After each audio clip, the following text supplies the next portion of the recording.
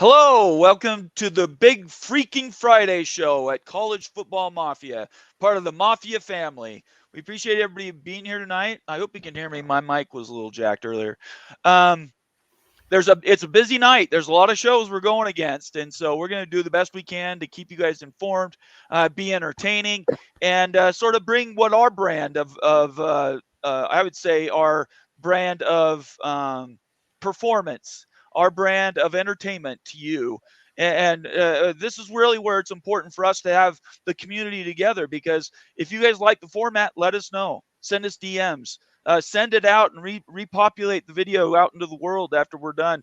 These are things that can really help build our community. We appreciate everybody being here tonight. I want to introduce Immaculate View and Moen After Dark. How you guys doing tonight? Doing good, man. Doing good. How are you guys? Doing radical. Yeah, I'm doing okay. I'm busy. I've had a very busy day. I know Moen said he was a little tired, but that's all right. It doesn't matter. We're going to have a lot of fun tonight. Just as a point of introduction, both Sergeant Pickles and Wild Ute should be joining us at some point. So it's going to get better when they are on the screen too. But what we're here for is for you, and to bring entertainment value to the news of college football and everything associated with universities that we know and love. If you're new here, please subscribe. Give us a thumbs up. Leave us a comment or suggestion. Definitely that helps the logarithm, according to Moen. So I trust him. And then make sure you subscribe, and then follow us on Twitter, and turn on your notifications. That's really important. That way you know when our shows are going, and we don't have to blast out 98 announcements before a show is about to start. All right.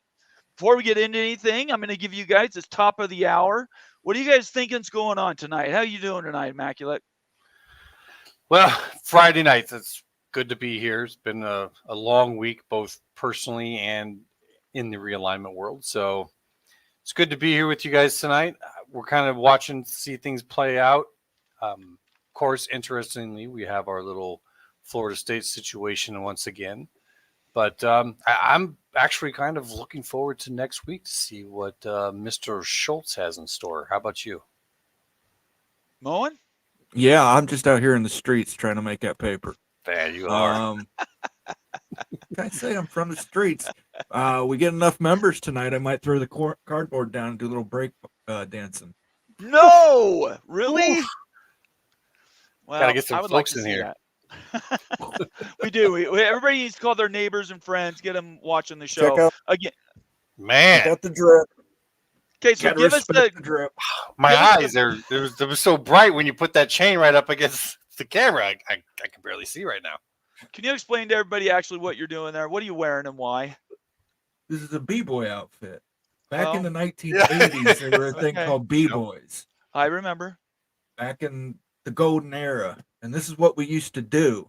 We used to patrol and regulate, and throw the cardboard down, do a little break dancing, little. Jim thinks you're going to break a hip doing that, but I have faith in you. I already broke my back. It'll be fine. Absolutely, it will be. Topics we're going to cover tonight. Let me get the right screen up here. There we go. Topics we're going to cover tonight. We're going to go over what's going on with Pac-12 and George Kliavkoff. We're going to cover the ACC and Florida State. Some breaking news tonight and a couple of articles. If you haven't had a chance to look at those, we're going to break those down. And then we are always going to have time for Washington State and Oregon State. Schultz put out another notification yesterday, or it was Wednesday, regardless. And we had a long conversation about it last night on our show. And so we might reprise some of that stuff. There's good stuff in there. And Kirk Schultz has basically drawn a line in the sand. And we as a group need to talk about it so people can understand the context that goes around it. All right. While we're waiting for everybody, let's get some shout outs. First, we're going to start with David Hackett. Good to have you here, David. He's one of our members. Oh, by the way, let's do our membership video. Let's see here. That's in the other link. That one didn't get moved. Let's see here. All right, here's the membership video. Everybody take a listen. If you want to become a member of the Mafia family, this is how you do it. Want to become a member of the College Football Mafia family? Simply select the Join button from our homepage. There are several options with their own unique benefits to choose from. You can also set yourself to auto-accept gifted membership by selecting the gift settings options as shown. All right, that was awesome, and that's put together by Moen. Moen is production value is awesome. All the new names. Let me switch back my title card there. Sorry about that, because we are all of the Mafia family, but tonight we are Big Freakin' Fridays, and it is College Football Mafia. So I just lost my train of thought. What was I saying? Oh, I was doing shout outs. Let's get some shout outs to everybody. Okay, so we had David Hackett was first. Nathan is here. Nice to have you here, Nathan. Buckshot Kid. Oh, hey, guys. Ryan Willie.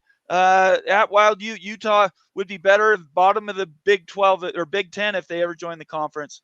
I don't know. You have to take that up with Ute, Ryan. I'll mark that. We'll bring that back up when Ute's here. They'd be at least middle of the pack. I think they'd be in the middle as well. In terms of football? Yes. Yeah. Rock Chalk 94, another one of our members says, has George decided if he's shopping there yet? We'll get to that. Rock, don't get too far ahead of us. We're going to work on that too. Jim F says, howdy from the great state of the Union, Texas. Happy to have you here, Jim. Thank you for showing up. Jan Holk, all the way from Slovenia.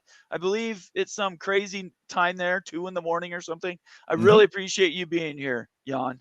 Let's see. Jim F., the real face of Master of Disguise, Kaiser Moen Soze. What do you think about that name, Moen?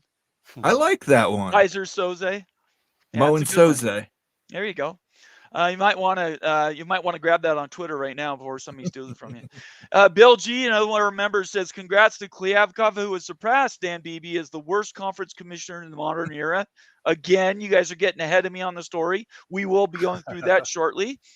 Nathan Campbell's here, and it says, who's the 24 in the Big Ten? We'll talk about that. I think that's a good topic. We'll try to get to that later tonight. I'm going to mark that one, Nathan. That is a good topic because we are quickly looking at possible changes in the ACC. We'll get to that in a bit.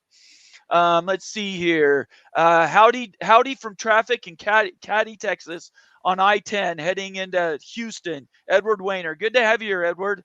And look who decided to join us. It's Sergeant Pickles. Howdy. How you doing? Oh, a little bit better than last week, but the world stops for no one, and seems like college football doesn't either. Moen, how's it been these last decade or so on the hard streets of Toledo? Yeah, Toledo wishes it looks as nice as this. All right, let's move along. Let's see here. I'm glad you're here, Pickles. Great to have you. Yep. Mr. Monkey says, gives us and I still don't know what that logo is. They're You guys monkeys. remind me? Monkey. They're Okay. monkeys. Thank you. I can't see it. It's too small. Rod says, I know building the show is important. I'm rooting for y'all, but the constant soliciting really kills the flow. I will take that note. Thank you very much, Rod.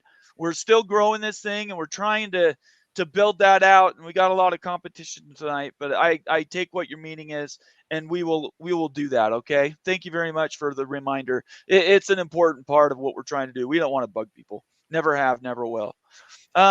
We have our first super chat. Rock and Rant, $1.99 says, book isn't closed on who the worst commish is yet. Dan Beebe was pretty bad. I think I know who our Miami guy might be saying, but we'll leave that. Good to have you here, Rock. We still need to get you on the show again. Got to have you on here. Good to have you here. Thank you for the super chat. Tony Lawson says, rumor George K will be the new Iowa president. There's a little shot from the gopher in the crowd. That's okay. Right. Mm-hmm. Okay. Let's see here. Scrolling down, Rock and Rant says, hey, TV star. I'm not sure who he's talking to. Probably Moen. And then lastly, says, Jan Hulk, to all host Bomber, Immaculate, Moen, thanks for this great show. Thank you, Jan. We really appreciate it. Thanks for showing up at 2 a.m. in Slovenia. Right. It gets me every time when I see him in chat that he is here every single time. Absolutely right. All right, Pickles, I'm going to give you a chance to sort of tell everybody what's up with you today and how your week went. Week was uneventful as ever. Just trying to keep 3 children from making me lose the rest of my hair, which ain't much left. But as far as the sports world goes, I mean, Pac-12 is, I guess, getting down to the business of firing the guy we never should have hired in the first place. And I will contest that I don't care where Kliavkoff and Phillips rank. Larry Scott, or was it Larry Scott? What's his name? Larry Mhm. Scott, Yeah. yes. I was I, thinking cho- him I too. chose to omit that name from my brain. I'm so upset about it. He is the undefeated all-time reigning champion of worst commissioners ever because he caused everything that's taking place now. And it should have been a warning sign to the presidents that a Harvard tennis player was going to be the commissioner of their conference in a time when football was more important than ever. Yeah, I think if everything that he did to that conference, I think is testament as to why a guy like Kliavkoff was chosen. I Yep. don't think that they had a wide choice of top level targets at that point in time. They tried to. It seems like Kliavkoff was supposed to be their version of Yormark, a business-focused guy, from somewhat outside of the scope of regular football administrators. All right, well, let's get right into Kliavkoff, shall we? Let me bring up that article. Mona was kind enough. Sorry to jump the gun on that. Oh, no, you didn't jump the gun at all. We were just talking about it. It's the perfect time to put it on. All right. So I'm going to read. Let me make it big so everybody can see it. This is a post from Ross Dellinger, but he's certainly not the first or the last person to report on this. The Pac-12 announces George Kliavkoff is out as expected. As reported earlier, Deputy Commissioner Teresa Gould is the expected replacement. Sources tell Yahoo Sports. Pac-12 commissioner still holds a place on the CFB Management Committee, which meets Wednesday. And that quote was just, or this link is just the actual Pac-12 conference minute notes, and says that it's done deal. Yeah, look at the date. Then, what's that? Look at the date, February 29th. Oh, for him to leave, you're saying? Yeah, his last day is February 29th, once in a leap year. Right there. That's what you're getting at. Okay, February 29th. So this is last day, I should say. And then, I don't think there's really anything else to add to that. So what do you guys think about that? Too little, too late. I mean, this time. is something they should have done, before their conference imploded. Right. It was just constantly promising them the world and delivering them nothing but numbers on the back of an envelope. I think that it's interesting that why they couldn't have come up with this settlement earlier. Why is he now suddenly so capable or willing to take settlement from them?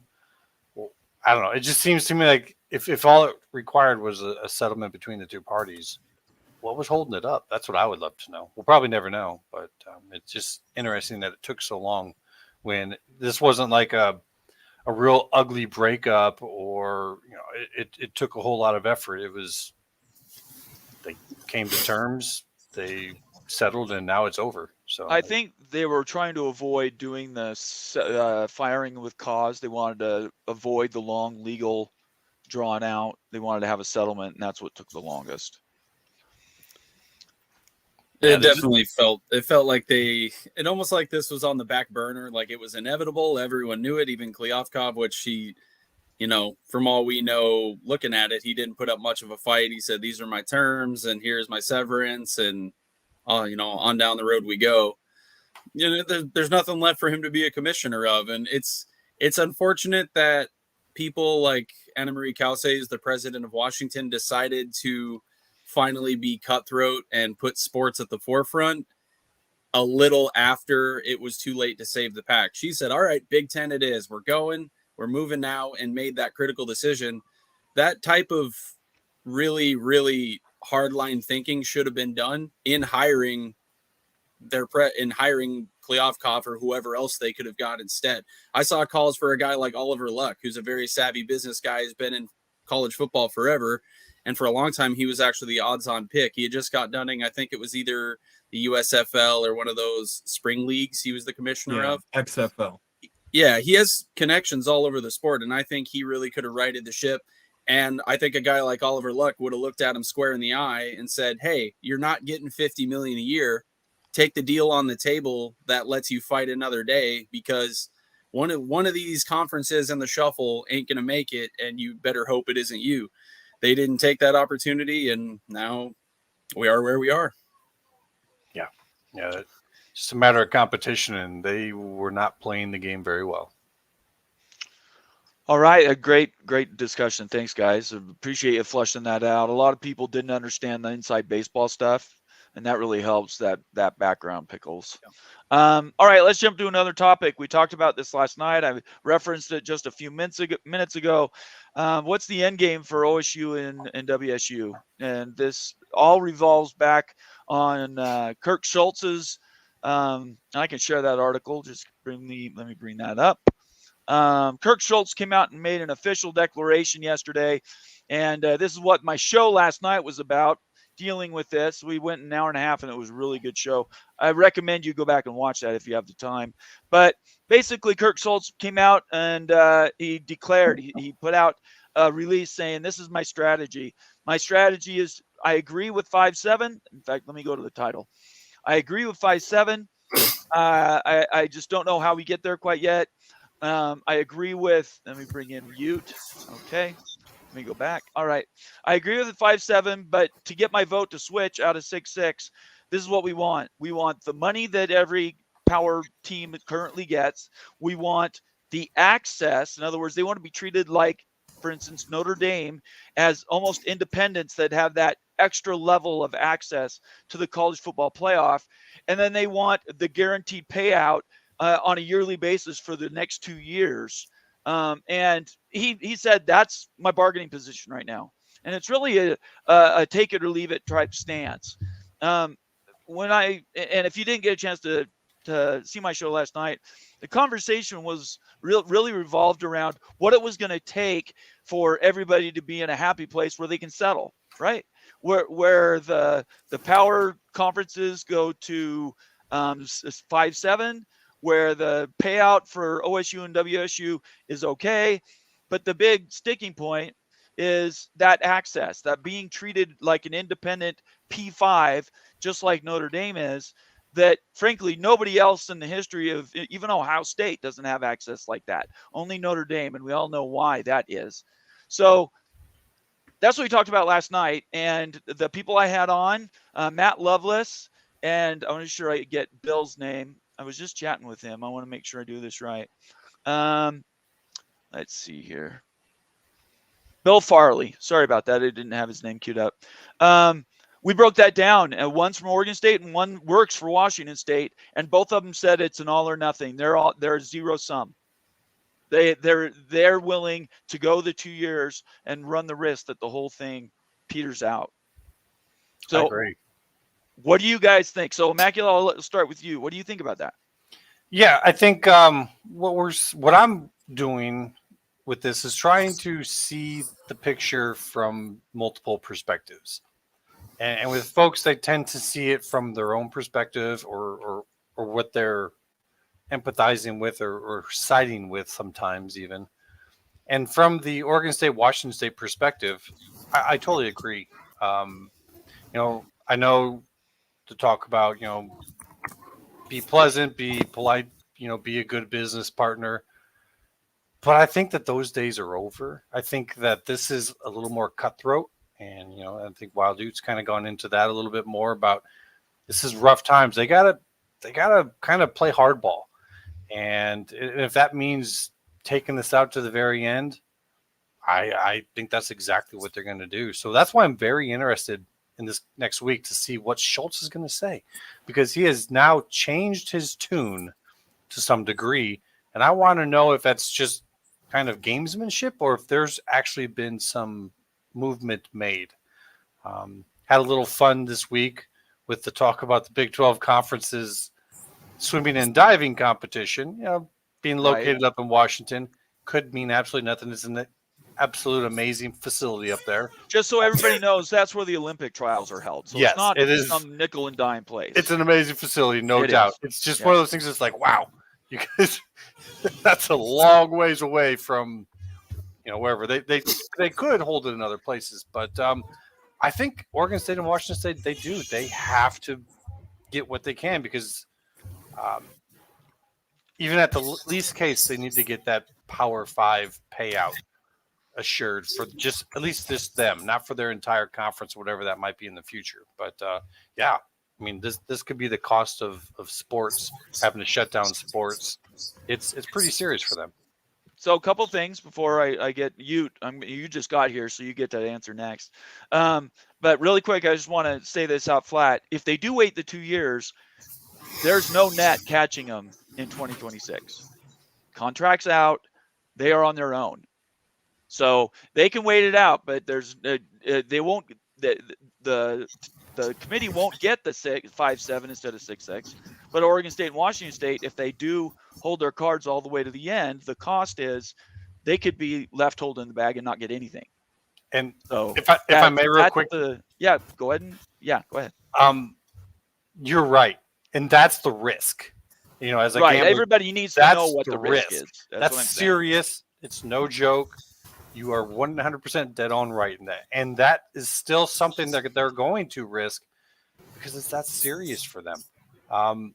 But what they're playing their card is that okay, but you're not going to get what you want to get past for 24 and 25, which is going to be part of a much longer deal for CFP.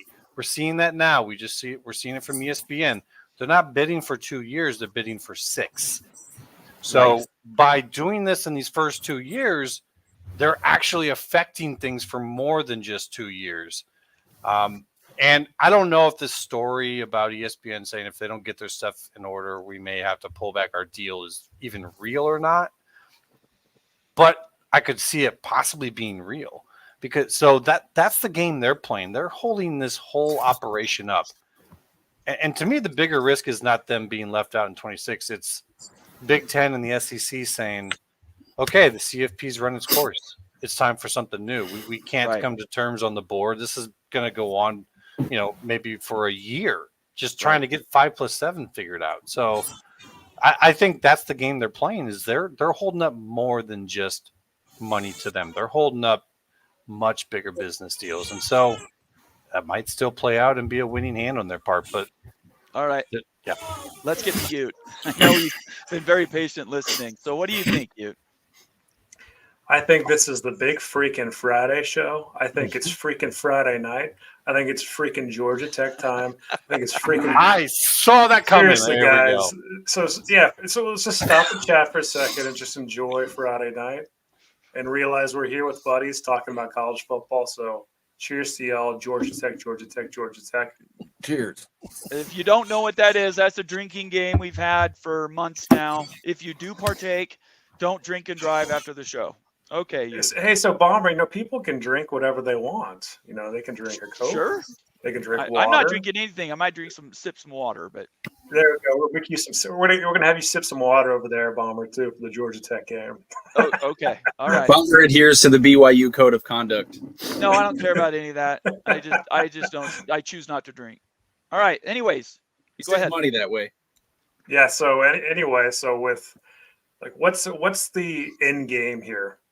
What's the end game, guys? So Wazoo and Oregon State, holding out and everything. They want the world. They're asking for the world. We know that. We understand it from an emotional point of view. They've been left behind. They want to cause havoc. They want to burn it to the ground. But what's realistic? They're not going to get any of this stuff. None of it. How in the world would Wazoo and Oregon State warrant A4 type payouts going forward? That makes no sense to me or anybody else that's a decision maker out there. I don't care what kind of leverage you have. You just can't give up the farm like that and pay out a bunch of money just because somebody has a little leverage right now with the vote. I'm with Immaculate. Seriously, what are they going to do if this thing expires out? Then Wazoo and Oregon State are totally screwed in 2 years, right? Or else maybe the SEC and the Big Ten just pull away and say, forget this crap, right? They're not sweating anything. Really, the Big 12 and the ACC are probably sweating a little bit more to get this done too. But at the end of the day, it's just the standoff where no one really needs to give into anything. I have no idea what's going to happen from this, but I don't think Oregon State and Wazoo are going to get much other than just 2 years of payouts, A4 type payouts like was expected. And then they're going to get a G5 share going forward into perpetuity. That's how I see it kind of working out. But going back to Immaculate's point, I see it a little bit different way. I still think that there isn't an SEC breakaway per se. when that does happen, if that does happen, I still see it being a Super League, guys. I'm serious about that. Like Super League, where the best teams out of those conferences play in their own division, and they pluck maybe a team or two out of the ACC and the Big 12 playing that type of league. I just don't see the Big 10 and the SEC with like the dead weight at the bottom. Why would they warrant like a Super League type status? They just don't have those type of brands and stuff. So there needs to be a complete pull away from that. So that's how I see it. I see a Super League forming. All right, very good. Moen. We don't negotiate with terrorists. You don't negotiate against an ultimatum. If that's his ultimatum, the Big Ten and the SEC they'll walk. Yeah. They have nothing to gain by allowing this to happen. It's just less money for them. They can just wait 2 years and say, okay, that CFP's done. Here's the new CFP with A4 only. Okay. Pickles. Hearing Schultz kind of change his tune a little bit and say, okay, I'm going to take my ball and go home. It's like, dude, you don't, it's not your ball.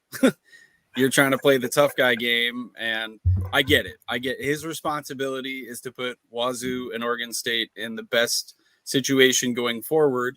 And part of that is maintaining their current status, but they're not going to do it as part of whatever PAC conference they rebuild. It's not really going to be possible. So your options are now joining the ACC, the Big 12, somebody else, wherever you fit in that already has that status and is going to maintain it going forward. You're not making a lot of friends, in my opinion, by playing these bully tactics like, oh, we're just going to gum up the works as much as possible. You're possibly burning invites for yourself. You're just making it more difficult. And the Big Ten and the SEC and the other two as well. But obviously the majority of those are what's driving things. They can just wait them out and say, okay, we're just going to wait you out and you're going to be left with, pennies on the sidewalk and you'll be in the Mountain West. Or maybe you can buy your way into the Big 12 or the ACC, but it's not going to be by going about it the way he currently is. I think it's kind of a path to ruin for him. Jan Holk's got a comment here. He says, in my opinion, Schultz was a big part that got the Pac-12 dead now. Now, if he will hold the line for 2 years, he will get both schools dead for the future. That is the risk, Jan. You nailed it. It's exactly the risk. Yeah, let's talk about that. What is the worst case scenario? What's the absolute worst case scenario for Wazoo under this tactic? I think they wait and they don't get anything that they're asking for. And when it's reorganized in 2026, I think they're left out. Does that mean everyone gets left out? Like just the A4 breakaway and like the G5 gets left out too? Possible. Kind of if they go to 16 teams for sure. But yeah, I think in my opinion, that's ground zero. I don't think that there's any difference at all between them being nice and going away quietly and then fighting this out to the end. Well, nobody said go away quietly. No, I know. Okay. Yeah, I mean, there's some inclination that they shouldn't be having this fight, and that's fine. But to me, there is no difference to having this fight and losing and going away quietly. So to me, they might as well do it. And if everyone's pissed at them at the end, well, that's fine because there was no invite. There's no invite now. They're not costing themselves an invite by doing this. They may get one by force, by pissing people off. And then once they're in that conference, they'll have years to work out their relationships in the future. So to me, I would counter that and say I think if they do piss them off, there is a possibility where they might get an otherwise good invitation later down the road that doesn't come because they cost these schools millions and millions of dollars. Who do you think right now is saying, we've got them pegged in the future, but if they don't stop this, we're not going to? Like who do you think? I think they're a contingency plan. Yeah, they would be like a 22 and a 23 or 23 and a 24. I don't think they force anybody to give an invite. These aren't charities. These conferences are not going to send invites out just to make them feel good. I don't think the Big 12 has any plans on them currently. If they did, it would have happened. I think the ACC is their best move. Right? Yeah, but I don't think that Stanford and Cal want them coming. If they wanted them to come along, it could have happened already, in my opinion. I mean, they weren't replacing anybody. So I don't think that they have a whole lot of friends within the ACC. And I think any of the schools that might want them are the schools that are looking to leave. Okay. So while numbers wise, I get it, the back replacement in the ACC, the schools that would be doing the work of inviting and replacing, I don't think that they're looking at them as the type of schools that they want. So that's what I'm saying is I don't think that they have an invite at all right now. And I think that they have to fight for it. And if it falls apart, well, then they're merging up with some Mountain West schools, which is the case in either way. So to me, there's not much risk actually. And there's always the ACC destabilizing aspect. Right. Yeah. Like the more you drag this on, the more it gives a longer leash to Florida State and everybody else to escape. Mm-hmm. And it just creates uncertainty. And when that uncertainty is there, then that breeds opportunity possibly. So if the ACC doesn't want them today, and I'm with you 100% immaculate, there's no way the ACC wants them at the moment. But hey, if there's like a 4 or 5 teams from the ACC that balance, then all of a sudden they become pretty attractive. And that's what they've got to be playing for. And so if there's anything that they're doing, hopefully it's try to just mud up the pot, create instability, and try to get into the ACC after teams jump out. I think someone's trying to change their mind in the ACC with the whole SMU situation, saying you're not going to backfill with a bunch of Tulanes and Rices and those type of schools because you're not going to get paid for them. So you're going to have to take Oregon State and Washington State because they're already guaranteed the payout. So I think that's what I think when I see SMU. It has nothing to do with G5 as a whole. It's direct leveraging the ACC on their upcoming moves. I think they're a big value add too to the ACC. I mean, look at Cal and Stanford. Like the traveling guys is going to be absolutely a joke. Like, I mean, as bad as the Big Ten is, like the ACC now with Cal and Stanford, those schools, like just to play any matchup, you're going across the country. Every freaking matchup almost outside of playing yourselves. So having a pot of 4 West Coast is a huge value add for those schools. And again, I'm going to keep talking about this because the mental health of athletes and excessive amount of travel is going to be a thing. It hasn't actually happened yet because the conferences haven't started playing each other. That is going to be a calling card. I promise you guys it is. It's going to be a super big issue for Cal and Stanford. So the way you hedge that a little bit is having a pot out there, having Wazoo and Oregon State and stuff. So they're pretty legit. I mean, the ad makes sense to me. Well, just real quick, and then I'll get out of the way. If you remember, when that addition first happened with the 3 schools in the ACC, part of SMU's deal is that they're going to provide home game status for some Stanford and California events. Some of their home games are actually going to be played at SMU, if I'm not mistaken. Yeah, Dallas. They said and Dallas. So that if they've already made that deal and they're okay with that, that means they want that more than they want Washington State and Oregon State to help them with home games. You know what I'm saying? Because I just think that those are probably the 2 schools of the pack that Stanford and California would probably want to be away from the most.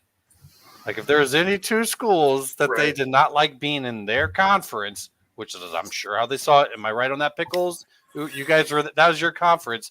Did Stanford and California think that that's their conference? Those are the 2 schools of the most that they do not want coming with them. I mean, they tried to bring Utah. They tried to bring Arizona State with them to the ACC. It wasn't Washington State and Oregon State. So I think that they have significant foes in the ACC that would be trying to block their membership. Let me put it this way. So in the history of the Pac-12 all the way back to the PCC, the Pac-12 claimed that 100-year conference because it was mostly the same teams. That thing has fractured and reformed so many times, and a couple of them involved Stanford, Cal, UCLA, USC not wanting to add the ag schools, not wanting to add Oregon and Oregon State and Wazoo. Yep. There were huge fractures over this because the 5 that were always the academic elites and the special, historic schools was USC, UCLA, Cal, Stanford, and Washington. That was the 5 that have always been kind of together. And Washington, was okay bringing in Wazoo. The others fought them, and they've all threatened to quit the conference at one time or another. Stanford and Cal finally got their wish. Oh, we're finally rid of these ag schools. Thank God. You think they're just going to be like, oh, well, it helps our travel. If anyone wants to like encapsulate, and I was speaking to Jan about this earlier in chat, like Pac-12 arrogance, because it's real. Not so much amongst fans, but amongst administrators and the university themselves, it's absolutely real. Some cases deserved, some cases not. Stanford's an incredible school, but they still think they are so special that basically everyone should lick their boots to be in the same conference as them, and they're not going to easily take back agricultural schools that they don't even feel should be in the same room as them. This is a huge divide in just the mentality of these schools. That attitude's what killed the conference. Yep. They weren't able to moderate. They couldn't take a step back and be part of a greater whole. They wanted to keep that elite status in their heads, at least, if nobody else thinks it. And it's what killed the Pac-12 anyway. All right. They still think that way. It's too much champagne in the pack. Yeah, I don't. Really quick, we're halfway through the first hour. I want to thank everybody for being here. We were just at 70 people watching us. We know there's a lot of competition out there, especially in the creator space on YouTube, and we appreciate everybody being here tonight. Below us right now, you can see all of our brands that we're currently using, and I just want to do a real shout out to Sergeant Pickles and Becky Go Huskies for the Big West. That was a great Big West Mafia show. Recently the Wild Ute University programs, Ute has put together some amazing things, and we'll talk about membership benefits in just a second, but that's something I got a tip of the hat for. And then Immaculate is the background. He knows all the data, and he and Moen put on a fantastic show on Sunday nights. We have a great team, and I just cannot stop glowing about the work that we're putting out, the effort that we're taking, and we're actually spending the time to put good products together. We're not just guessing. We're not just ranting. If you come here, it's to hear the news, hear analysis, at least opinionated, and then you make up your own decision, and then we'll talk about it. That's what we do here. So I just want to thank all you guys for everything you do. Really quick, if you're new to the channel, make sure you subscribe. Follow us all on Twitter. Give us a thumbs up, leave us a comment or suggestion. We read those, try to improve our shows. Turn on your notifications on Twitter and YouTube so you know when our shows and tweets are out there, and you can follow us in that regard. And then lastly, tell other people about us. We're trying to grow these brands. The best way to do it is we increase our audience, and everybody who's here tonight, we very much value you. All right. You guys want to say anything else about Kirk Schultz or Washington State? I just want to. We ran a poll on who agrees and who disagrees. Oh, that's right.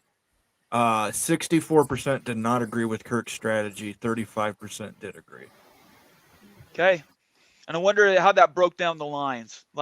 And we can't tell that right now, but it would be interesting to know what those voting lines were, because we have quite a few Washington State and Oregon State people that are on the show, or at least watching. And so I know that was part of the voting, but I appreciate everybody participating. And thank you, Moen, for putting that together. I'm glad you interrupted me there.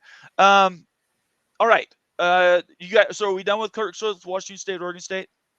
Think so. Yeah. Okay. I think we kicked that one pretty good. Okay, thanks. That hornet's nest has been moved. There's no doubt about it. All right, let's talk about the story of the day. And I'm just going to put up the link.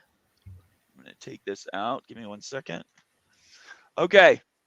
And what we're talking about right now, right this second, is the news that came out just in the last few hours about Florida State and the ACC. The ACC is currently maybe giving a little bit of an exit room for money to Florida State to leave the ACC. Just the headline.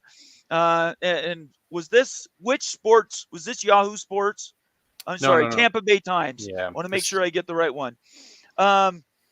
It says, could Florida State buy the TV rights for Florida State football from the ACC? That's an idea raised in the ACC's motion to dismiss FSU's lawsuit in Leon. Before we start talking about this, I just want to make it very clear. At any time it's a commodity, these schools could go to the conference and buy their rights back. It's a business. It's a transaction. There isn't anything that would stop a school from getting up the $500 million and going to the broadcaster and the conference and saying, we want out. That could have happened any time. So this is not new. But what it is new, and this is what we can talk about, is the fact that they actually put it in the motion to dismiss, saying this could be the relief. This could be, why are you suing us? If you want to get out, just pay us the money. And that's what they're telling the court. They're saying to the court, there is no cause of action here. There's no reason to sue because they at any time could buy their rights back. So who wants to talk about that first? The ACC knows they're screwed. They are so screwed. That's the other reason they even mention anything like this. This is something that they would never, ever have ever said, guys. Like anything about unbinding yourselves from the grantor rights and taking back your TV rights. There's no way they wouldn't even speak of it. It was like the forbidden word over the ACC land. But now you're seeing this information, like it just shows where the ACC's at, what desperation, play they're playing here, and that there's a real possibility that they might just get out with nothing. Nothing here, right? Like if they get out with nothing, if Florida State gets out with nothing, then Miami's going to get out with nothing. Clemson's going to get out with nothing. Like this is craziness, right? This is desperation all over the place and stuff. And they just want to settle this thing clearly. Just pay us to unbind your rights now, because we're at that point where we feel we need to play that card. So not good from the ACC standpoint. And really quick, you tell everybody what they're trying to avoid. What are they trying to avoid in this process? The ACC is trying to avoid the scenario where they lose a lawsuit to Florida State, and all of a sudden the grant of rights, the binding of your contract, your TV rights is voided permanently. And so you can get out of that without having to pay basically a penalty to unbind yourself and your media rights from the grant. So that's what they're trying. That's what we're talking about here is that situation and stuff. And that's the grant of rights. The binding of your grant of rights is said to be anywhere from $300 million to possibly $500 million to get out of that. That was the initial estimates, just some crazy high number. But that looks like it could be all for naught if the ACC loses a lawsuit to Florida State, and that's completely voided. And just a piece of that would be discovery in the lawsuit, right? You go farther. That's what the Pac-12 avoided, is that open discovery, all the background communications that goes between the conferences, the schools, and between schools. And all those Raycom emails. That's right. The Raycom. That's right. The insider trading and the granting of broadcasting rights by fiat. Yeah, that's what they want to avoid. All right, Pickles, what do you think about it?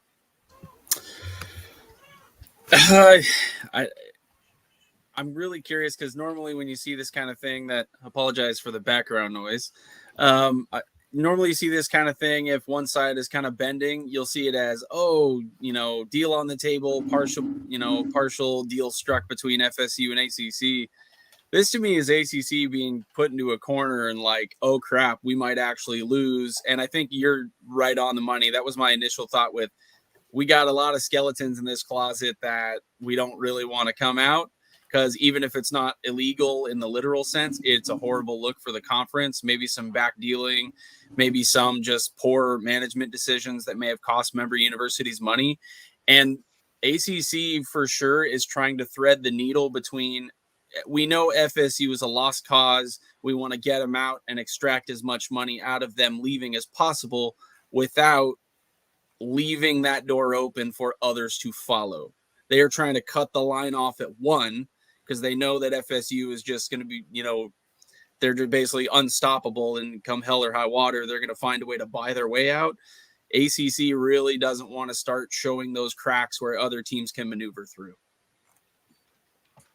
Moen. Yeah, it's bad salesmanship by the ACC's part.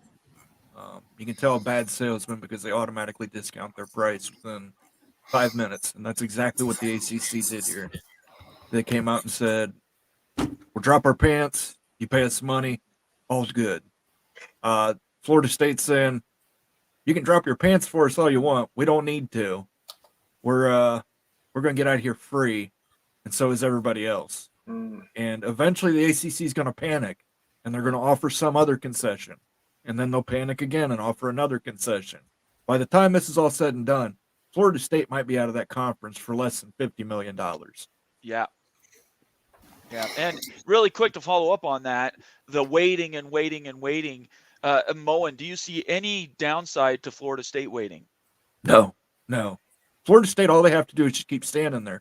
The ACC is going to keep dropping their rate. I mean, if they did it once, they'll do it again. They'll do it again. They're bad salesmen. They're just going to keep giving in and giving in and giving in until Florida State finally hits the number that they're comfortable with, and they'll go, yeah, all right, $50 million. Okay, we'll put it all behind us, and we'll pay you $50 million and let us go. Immaculate. Actually working on something right here, right now. A little interesting. But in terms of will they get this? It's interesting that now all of a sudden they're talking about letting Florida State have a price to get out. This, like you're saying, this was never allowed before. Right. This was never a talking point before. But now, like, if they give Florida State a price of exit in terms of value on the gore, would that price be the same for everyone else, or would it actually be higher for Florida State because of how much more value they bring? That's kind of something I'd put to Wild Ute, because he's looking into all these numbers. I don't think that's an equal number. I agree with you. I think that is a moving target. That is a good question. But they also know that Florida State's looking at getting all this private equity money that's got it lined up. Once again, I don't think these two things are truly connected, but you had yourself a guest on who put out a report of his own, right, went into this. Now, I don't think the ACC is reacting to that, but it wouldn't surprise me at all that they've already seen this type of work put out by other guys in that field. So we got a little window of opportunity with your guest to look at what the ACC may have already seen. Right. And so if they know that they have that money there ready to go, they might give them a high enough number that no one else could match it. But they need to be careful if it's not quite high enough. Some of these other schools could argue that Florida State had a higher value in that, if you're buying back your rights, if you're I don't know, Georgia Tech, I think you could say, yeah, that was for Moen and for all of you as well, by the way. I forgot for a second. But you could argue if you're Georgia Tech that our percentage of the rights is less and much lower than Florida State's, because all the ratings and numbers say that. So that's my take on this. This is opening a huge can of worms. If we're going to now put a number on what Florida State's value is to the gore for them to buy back, that's not an equal number for everybody, in my opinion. So I don't know, something to think about. I think that, just in response, first thoughts, like unequal revenue sharing would be the first idea that I would have to combat something like that. Okay, if we were worth more and we're going to have to pay a heftier price to get out of the conference, then why weren't we paid unequal revenue sharing from the inception? How are you going to charge us more now when you would pay equal over the course of the contract? I know that's changing a bit in the ACC recently, but historically it's been equal revenue sharing. So I think that might not be able to hold up too much based on that type of thinking and that type of argument, Immaculate. But I think that fundamentally it's right. I mean, like, Florida State has a huge portion, worth-wise, of that TV contract. And so losing Florida State's more painful than losing any other team in that conference. And so I just don't know if you could actually, tie that and legally get away with it because of the lack of unequal revenue sharing. Let me quickly. Oh, go ahead, Immaculate. No, I was just saying, they did actually start to go into unequal revenue sharing. So that, I think that would add more credence than to some of the other schools to say, well, if they get a number given to them for exit, we should be given one too, and it shouldn't be as high as what Florida State's is. It's a weird kind of reverse angle that some of these schools could use to get out for a much lower number, possibly, or that could just be complete hogwash. Let me really quick. I'll bring up that tweet you mentioned from Bill Farley I had on the show last night. Let me go to that so everybody's seeing this. It had a really cool graphic. There was a link associated with it. I'm going to post the link if anybody wants to find it. He's a fantastic contributor, and I really feel honored he was able to join us on our show last night, along with Matt Lovelace. They were fantastic. Anyways, there's the link if you want to look at it yourself. But quickly, I'll read through this.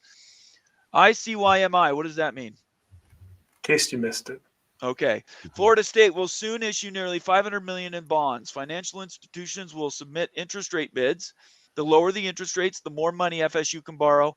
Unfortunately, they couldn't have a worse time in the last 50 years with interest rates to try to fund bonds right now. The interest rates is killing. Anyway, and then plenty of ways to fund an ACC exit fee with these bonds. You can talk us through some of these financial things. Sure. Things to watch for: will they issue a request for bids before ACC settlement? What details are the requests for bids? What are the mysterious Serial B bond documents? How long does it take to publish the results of bids? And does the state of Florida come to the rescue and back the bond? So there's a lot of content there. I'm going to go back to you, Ute, since this is your area of expertise. What are we looking at here? So whenever we're talking about a bond of this magnitude for a school, like a state school or a municipality, it's typically, think of it this way, it's like an unsecured loan.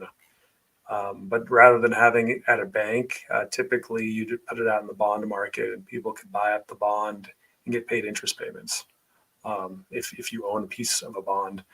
So that's the idea here is unsecured loan. Here's one of the kickers though. Usually for an unsecured loan bond, in this case for Florida State, you need a purpose, like legitimate business purpose. And then usually it's going to be around like infrastructure, like building something on campus or, enhancing the community in some way. Again, like building projects on campus. That's what you're going to see bonds usually issued for, not to buy out of an ACC. So Right. That's the thing that's kind of like, okay, how could they maneuver and get a bond to essentially kind of get out of the ACC? And thinking through that, they could technically, all the cash that they might have saved over a course of period of time that was going to go to building projects on campus, perhaps they just put that away to a different savings fund, and then they just go and finance the projects that they were going to pay cash for through the bond market. Then all of a sudden you have a lot more cash on hand to pay for the ACC exit fee. But that's coming out of the schools like cash reserves, and their investment reserves, not through a bond. So I have a hard time seeing a bond actually finance or fund the exit fee itself, but you can kind of maneuver around that by just moving funds that were going to go to building and using bonds to pay for those, and then using the cash to get out of the ACC. What's he talking about, these mysterious Serial B bond documents? What's that all about? Yeah, so that's just like loan documents for a bond. So whenever you see like a Serial B or like, that's just saying that there's certain type of bond documents that the school signed with the bond holder. That's just the terms of the bond. So it sounds like here that there is something that nobody's seen yet, that maybe there's some type of agreement for a bond that's named as the Serial B. That's just to throw any name out there. It's a Serial B. That's just the loan documents for the bond that are mysterious. Okay, yeah, that was what the trigger word was, the mystery. I was trying to figure out what's the mystery nobody has seen or what nobody knows. Okay. And, like nobody knows the purpose of that. Identify a lot of things about like the use of the bond. So, and I believe Bill mentioned this last night, but this issuance isn't necessarily only tied or singly tied to realignment. It could be facility upgrades. He said that a lot of this money was going to be going to campus things like infrastructure projects and whatnot. So just because it's $500 million, nobody should be thinking that's all going to be for the ACC and the ESPN to cash that out. There's a good portion of that, maybe even a majority of that, that's actually going to go into infrastructure projects, not to realignment costs. Absolutely. And Bomber, I'm just going to repeat this point again. If Florida State had $500 million in cash and investment reserves to pay for those building projects on hand, then they weren't going to get a bond beforehand, but they might have changed the strategy. And now they're getting a bond for those projects and using that cash that they would have paid for the bond to pay out of the ACC. That's the idea. Okay. That's how you do it. I'm going to leave this up here. Anybody else have comments on this? I thought this was fantastic. Bill did a great job explaining it last night. Not me personally, no. That's why I'm kind of listening to you talk about that. I know, right? This is where it starts to get a little bit above, and this is some of the serious talk. And I thought it was very interesting that came out with this. This was so good the way it was presented. I thought like this was kind of an official thing, but that's just how. I mean, he's very good at presenting this. So I would encourage everybody to watch the show that was last night. It was amazing. He was on the show for an hour and a half, and we talked quite a bit about this. We talked Washington State and Oregon State as well, but he explained this in detail, what this plan was. So, Pickles or Moen, do you guys have any comments?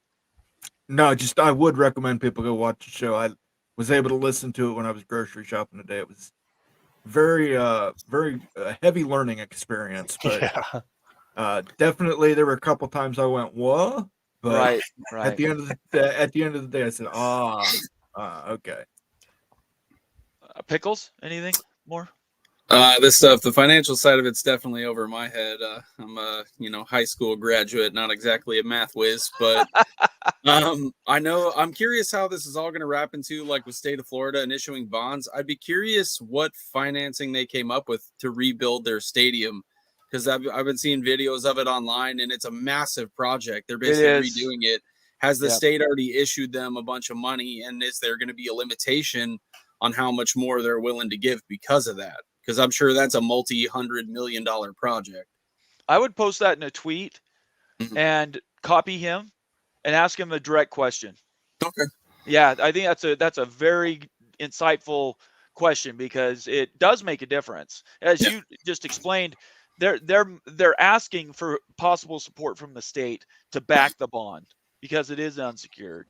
And I found that interesting. I'm thinking, you're a state entity, isn't it? Just pretty much you go to your legislature, hey, we need some money, float some bonds, and the economy of the state will take care of it. But evidently, it's not that easy.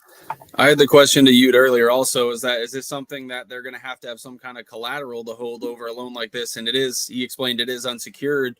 So eventually, that's why they might have to have backing from someone like the state or some basically use justification for it.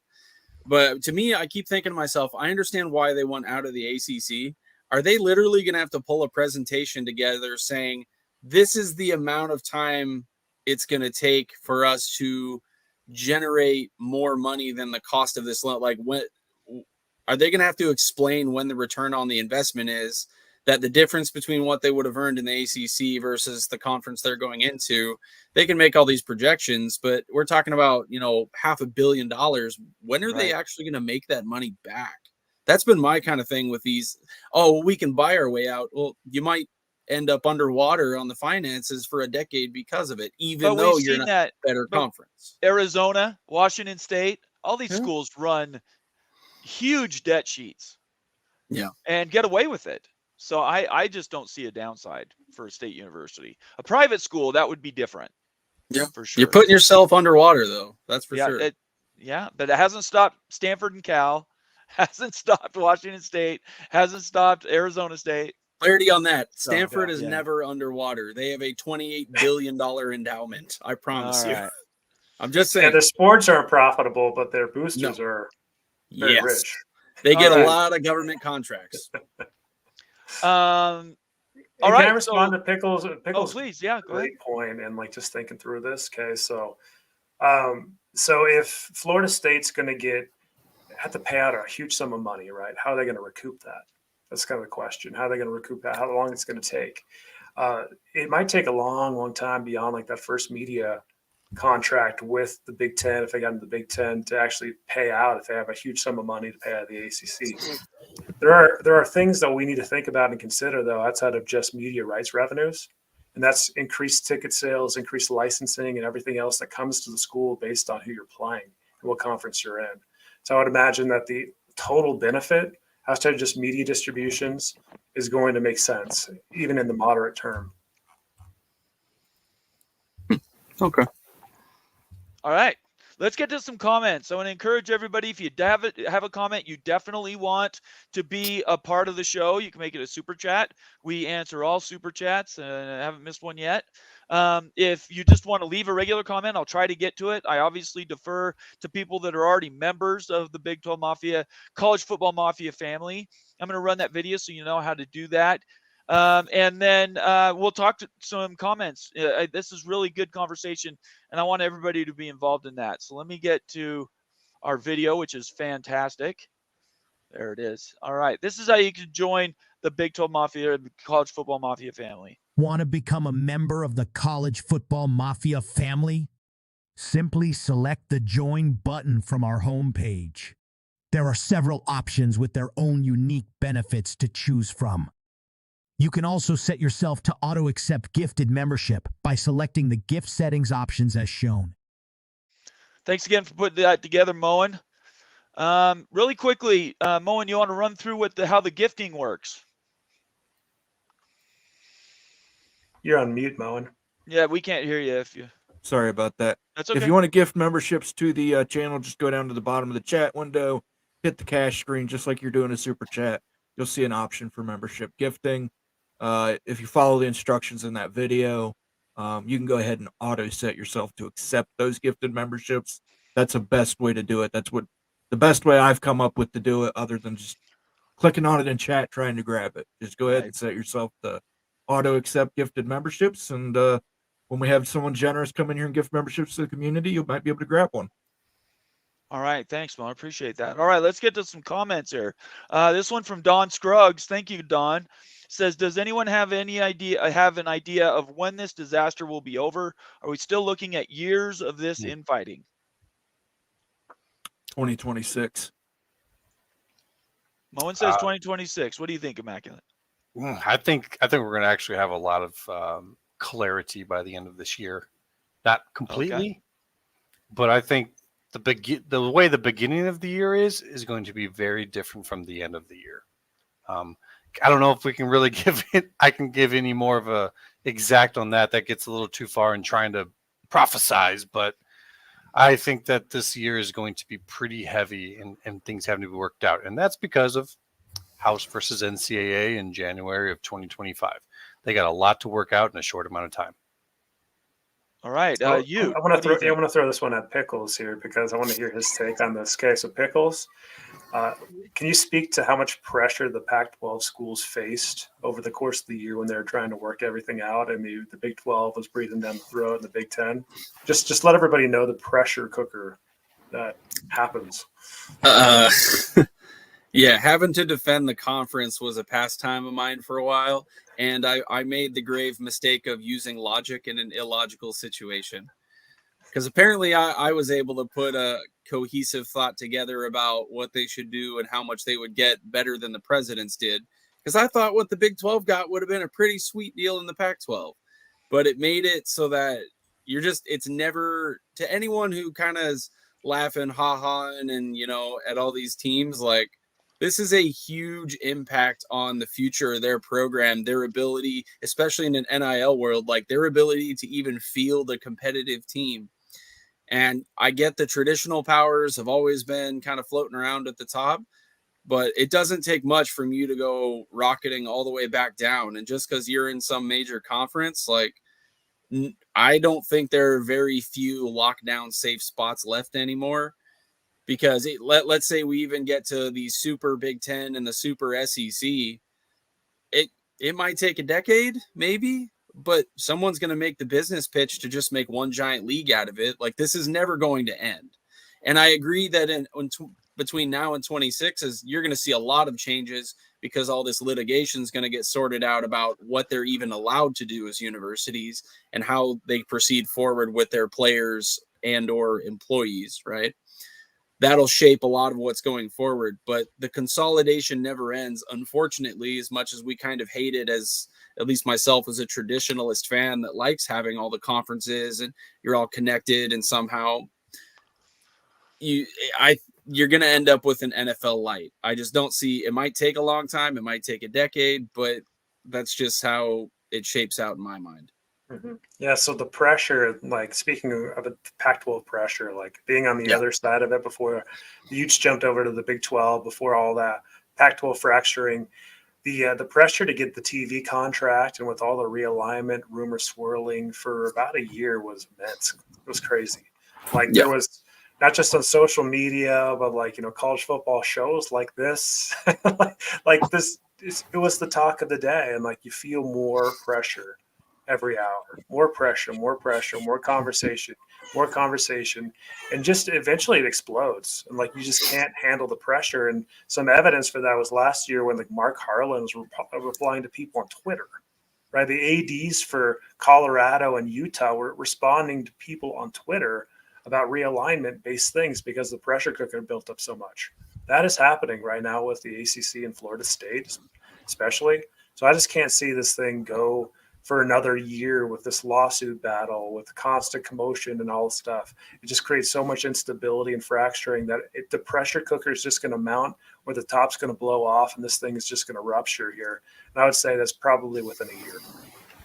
Yeah, it almost seems like the fans kind of get into these long-term arguments, and it seems like, oh, we're not going anywhere. But the signs, looking back on, the beauty of hindsight, the signs have been there forever for the teams that left to do exactly what they did. Maybe not necessarily we knew they were going to the Big 12, but the signs were there that, like, hey, there's a fracture between these groups and the way they're thinking and kind of where they see themselves in the future. And FSU is currently at a huge fracture. It's almost telegraphed into the future. So as much as ACC fans are saying it's impossible, we're different, we're special, it's like, no, sorry. None of these conferences are special beyond the dollars they bring to the table. That is what separates you as a conference. And if you're not the dude sitting at the top, that's what security buys you. Or the Big 12, thankfully, position themselves very smartly. But the ACC, you're the last one. The Pac-12 got chopped off and fell off the bottom. You're the bottom now, and you're on the verge of falling off yourself. So either act quickly and possibly save whatever's left of your conference, or you're going to be pretty much doomed to the same fate, in my opinion. Pickles, I sent you a message, just so you know, a DM on Twitter. All right, Immaculate, what do you think? I don't know. Like I said, I think that this is. I'm not trying to go so far forward into the future with where I think this could all go because it all tends to build on stuff. So I'm just kind of looking at the next layer that they build, and then there'll be a more in-depth conversation at that time, and we can start to see where this goes. I still don't think that they're going to go super big. We're actually seeing some information coming out, almost breaking news style from Sankey that I think kind of goes along with that as well.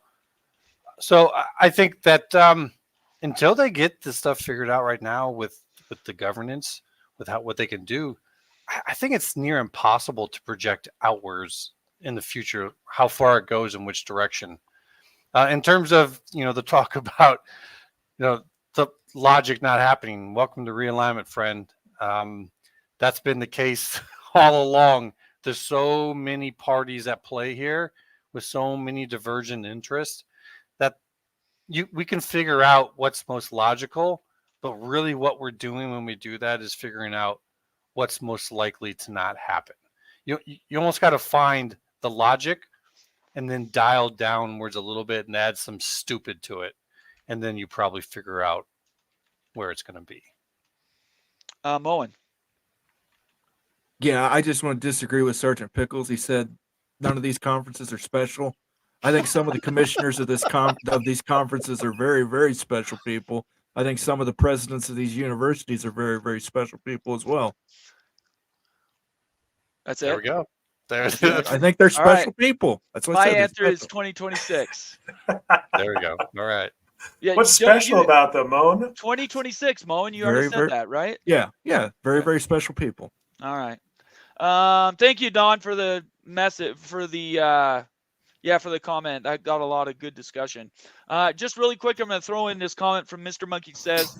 He says, Double Fries, no slaw was saying ESPN can quit the ACC anytime before 225 or after 225. We reported that 4 months ago. So that's not real news. If TJ's talking about that now, then yeah, that's great. It's accurate. But yeah, if the ACC loses too many schools and loses its sort of strength in the brands, ESPN could walk away. They're putting all their money into the SEC. To that, I actually responded to him in chat. I wasn't sure if we're going to be able to get down to that anytime soon. But my understanding of the way it seemed to be phrased initially, and I could be wrong on this, isn't that there's going to be a date, and then at that point in time, ESPN can then decide. It's that they weren't no longer being forced to decide right until that point, but they could actually decide anytime. It's just at that time when that date comes, then they have to decide. They have to It's the declare D-Day. it then. But they the- could decide before then if they want to. Like, you know what? Sure. We're not taking this. So really, I mean, that could come down in 5 minutes, in 5 days, 5 weeks, or, you know, in a year. So I think that yeah, I don't think that they're held that they can't say it until that point. Right. I think Anybody the day else that Florida wanna- State leaves, the day that the ESPN is just going to say no way, no chance, no way. Yeah, that is the lot. It makes no sense after that. It's just not financially advantageous for ESPN to extend the deal. They're just the ACC is not worth as much as they're going to get paid. So if FSU gets out, like we are anticipating they will, like over the next year or two, then the ACC is in big trouble. We have to The others- renegotiate a much smaller dollar amount for a media contract. And the other schools have to know that as well. Like, you know, they can all sing the Kumbaya song, but we're great together. But they all know. They have to know. Great answers. Pickles, did you want to add anything to that? Sorry, I was trying to get around everybody's comments. No, I think I'm pretty much of the same mind as you guys on that one. Okay. It is a good point, but it's not new. We've been talking about it for quite a while. So Yeah. anyway, here's one for the nation, College Football Mafia Nation. Timothy Green says, hello, College Football Nation. Georgia Tech, and I'm going to add a couple more. Georgia Tech. Thank you, Timothy. Thank you very much. God Thanks for bless helping. Georgia Tech, the Yellow Jackets. The show will be much more entertaining at the end of it by the time we get all through these drinking games. All right, here's another one from Tyler Nelson. Thank you for the comment, Tyler. I totally surprised that no one's talking about what's going to happen when the money runs out for college football. Oh my goodness gracious! You just started him up, Tyler. Way to go. When does the Thank money you. run out? Oh my gosh, we're going to go on a little bit of a ride here. Okay. I mean, the big thing is the media market. We've talked about how tight the media market is right now for TV sports rights. I mean, football and basketball is the only thing that live sports that people watch on broadcast TV. It's still worth a lot of money, but it's not worth as much as the rights have been getting paid. Like the Big Ten contract is like, I'm not sure we're ever going to see another contract like that, guys. That was I think it's like kind of a one-off contract. I don't think we see anything of that magnitude anymore. And like the question is, what does that mean for the rest of college sports? What does that mean with like the employee status aspect of it? Like for realignment, for like having a pro rata for a conference like the Big Ten? Like is Fox just going to pony up a pro rata in this tight media market if Florida State does escape? No one's talking about that yet. So I think that Tyler's right on the nose here. Really, like what does that mean if the money's running out and stuff? How does that shake the chess pieces around? Nobody really knows that at this point in time. It's a great conversation, though. Moen. Money's never running out. There's always going to be money. There's always money in the banana stand, people. Come on. A banana stand. All right, Pickles, what do you think? I mean, money isn't endless, but to me, that's what this consolidation has been all about. When you have limited funding available, you want as many valuable properties that are going to give you a return on that money in the same place. You want those big matchups, and that's why I don't think consolidation's really ever done. Yeah, it's going to be a while, I think. Immaculate, what do you think? I would say consolidation ends when you start taking winning programs, national known programs, and suddenly you find that those programs are becoming losing programs because they don't have enough teams to beat anymore. You know, if you take a reputable winning program and you stick them in a league with a bunch of winning programs, some of them are going to lose. And I don't care what folks say, those fans, those longtime fans, are used to winning. So if they become a kick around school, they're going to stop donating as much to the school, to the university, which is huge. Like, this is bigger than just TV money. They're going to stop buying merch. They're going to stop your ticket prices are going to drop. There is an unintended consequence at the end of this if they go too far. What's too far?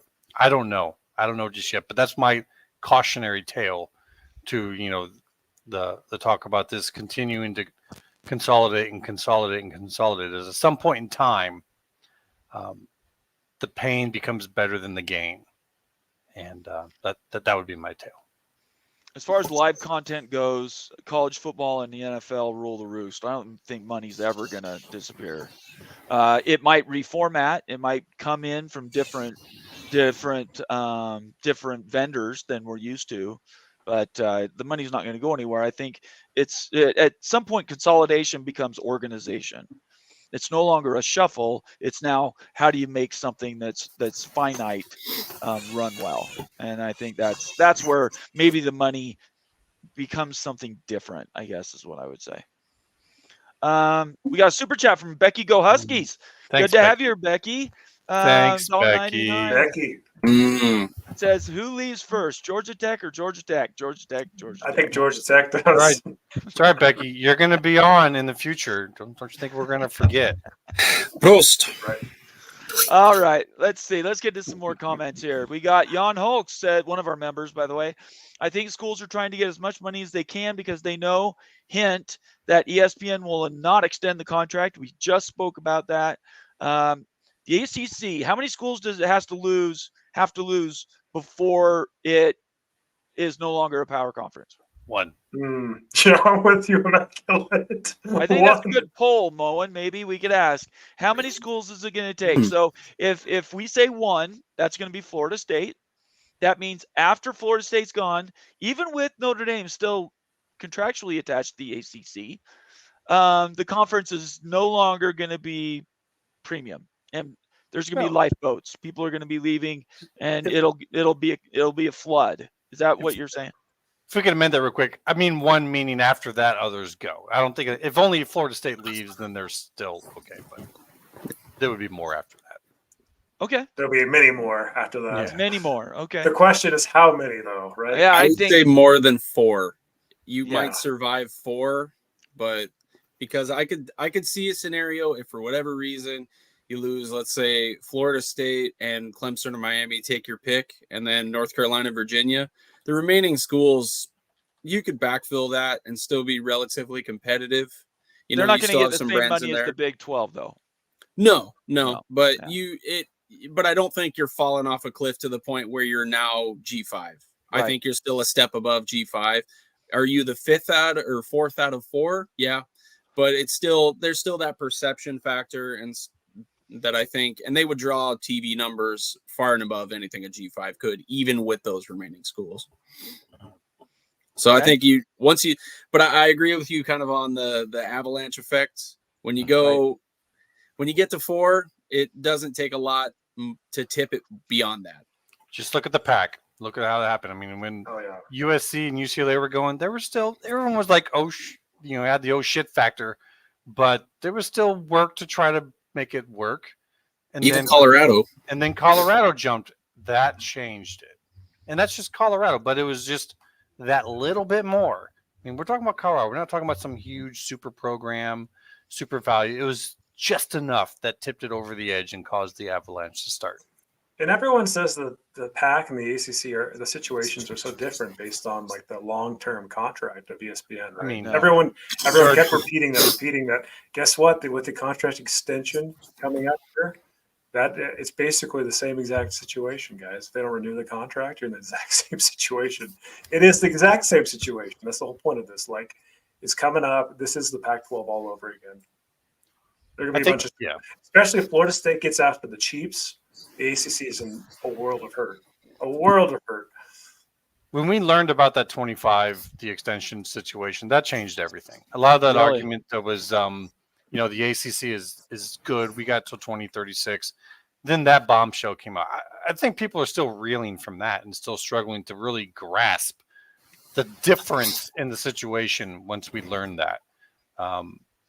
And we still don't know if there's more bombshells that FSU is holding on to.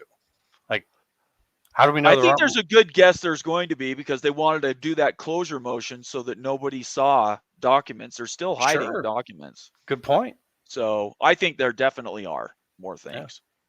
But you're right. The one thing that it wasn't news that Florida State wanted out, they were going to do a lawsuit. What blew everybody's minds was this idea that the ACC could be left behind by ESPN at will.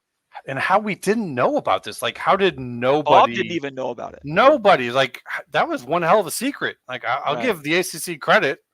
Like, well done. I mean, this stuff usually leaks out. That's a very big deal. And everyone was citing a false talking point for Right. years. Like, and they were just sitting back watching this going, that's not really true, but hey, okay, we're good. That's what we want to happen. I mean, it was just a big, huge, bald-faced lie for years. I think one thing that the ACC has done much better, and they learned from the Pac-12, is that they don't have a Kirk Schultz out there. They don't have an ASU president out there that doing all these, what's coming, baby? Contract's going to be set. We're going to be great. Just hold on. And, did that for an entire year.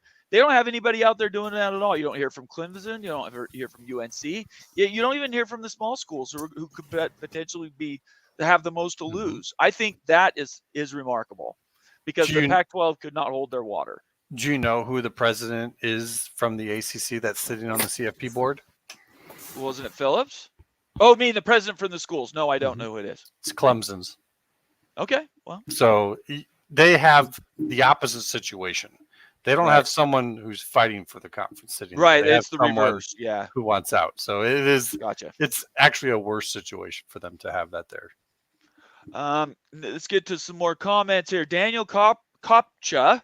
Daniel, you're not a member anymore. What's up with that, man? You got to rejoin. Thank you, Wild Ute. I think anyone in Charlotte think their motion is going to be upheld and FSU is going to get thrown out. I think everyone else realizes the reverse is likely to happen. Also similar to the Pac.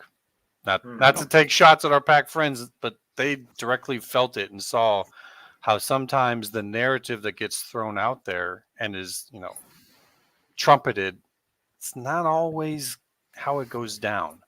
And I think that we're seeing that happen with the ACC right now. People are really starting to now get it. And it was that, it was the ability for ESPN to drop them that it really shook them to the core. Absolutely. That was the game changer. Mm-hmm. Anybody else? Want to give everybody a chance. Okay. It's a good comment. I appreciate it, Daniel. Thanks, Daniel. Daniel. Let's get to one from Brett Taylor. Sorry. As bad as Larry Scott was, John Swafford was worse.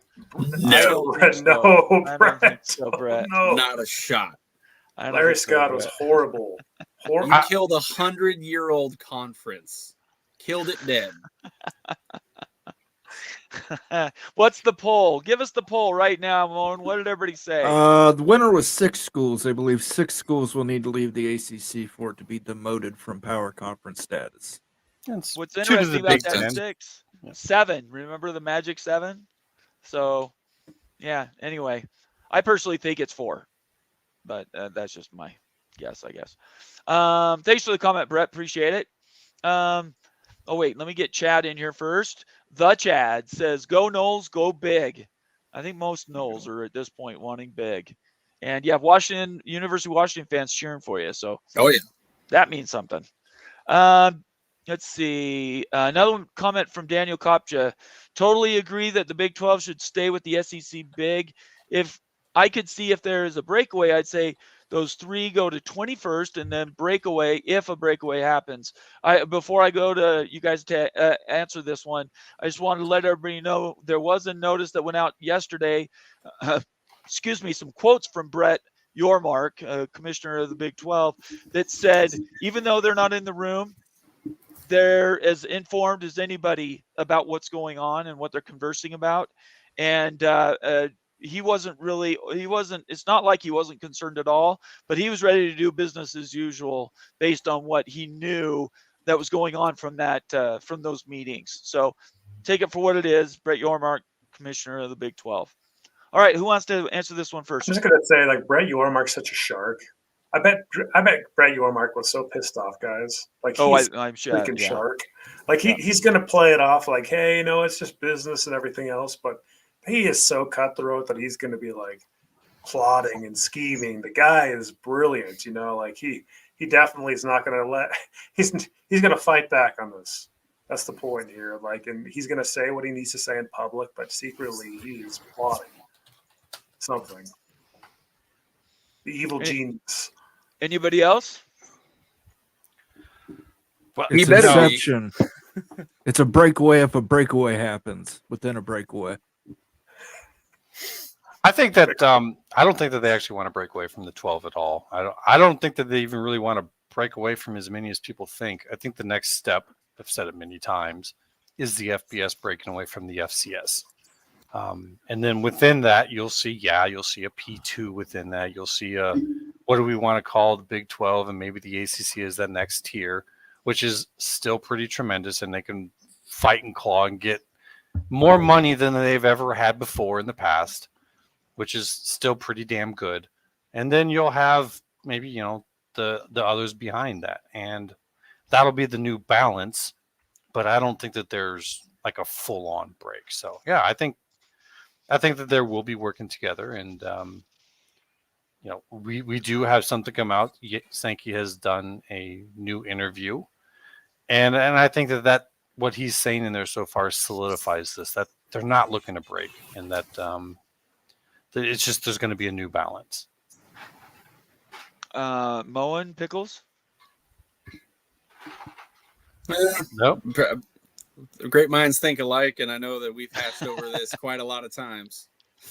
Right, it's very Until true. We something have. big comes out. I mean, it's hard to change.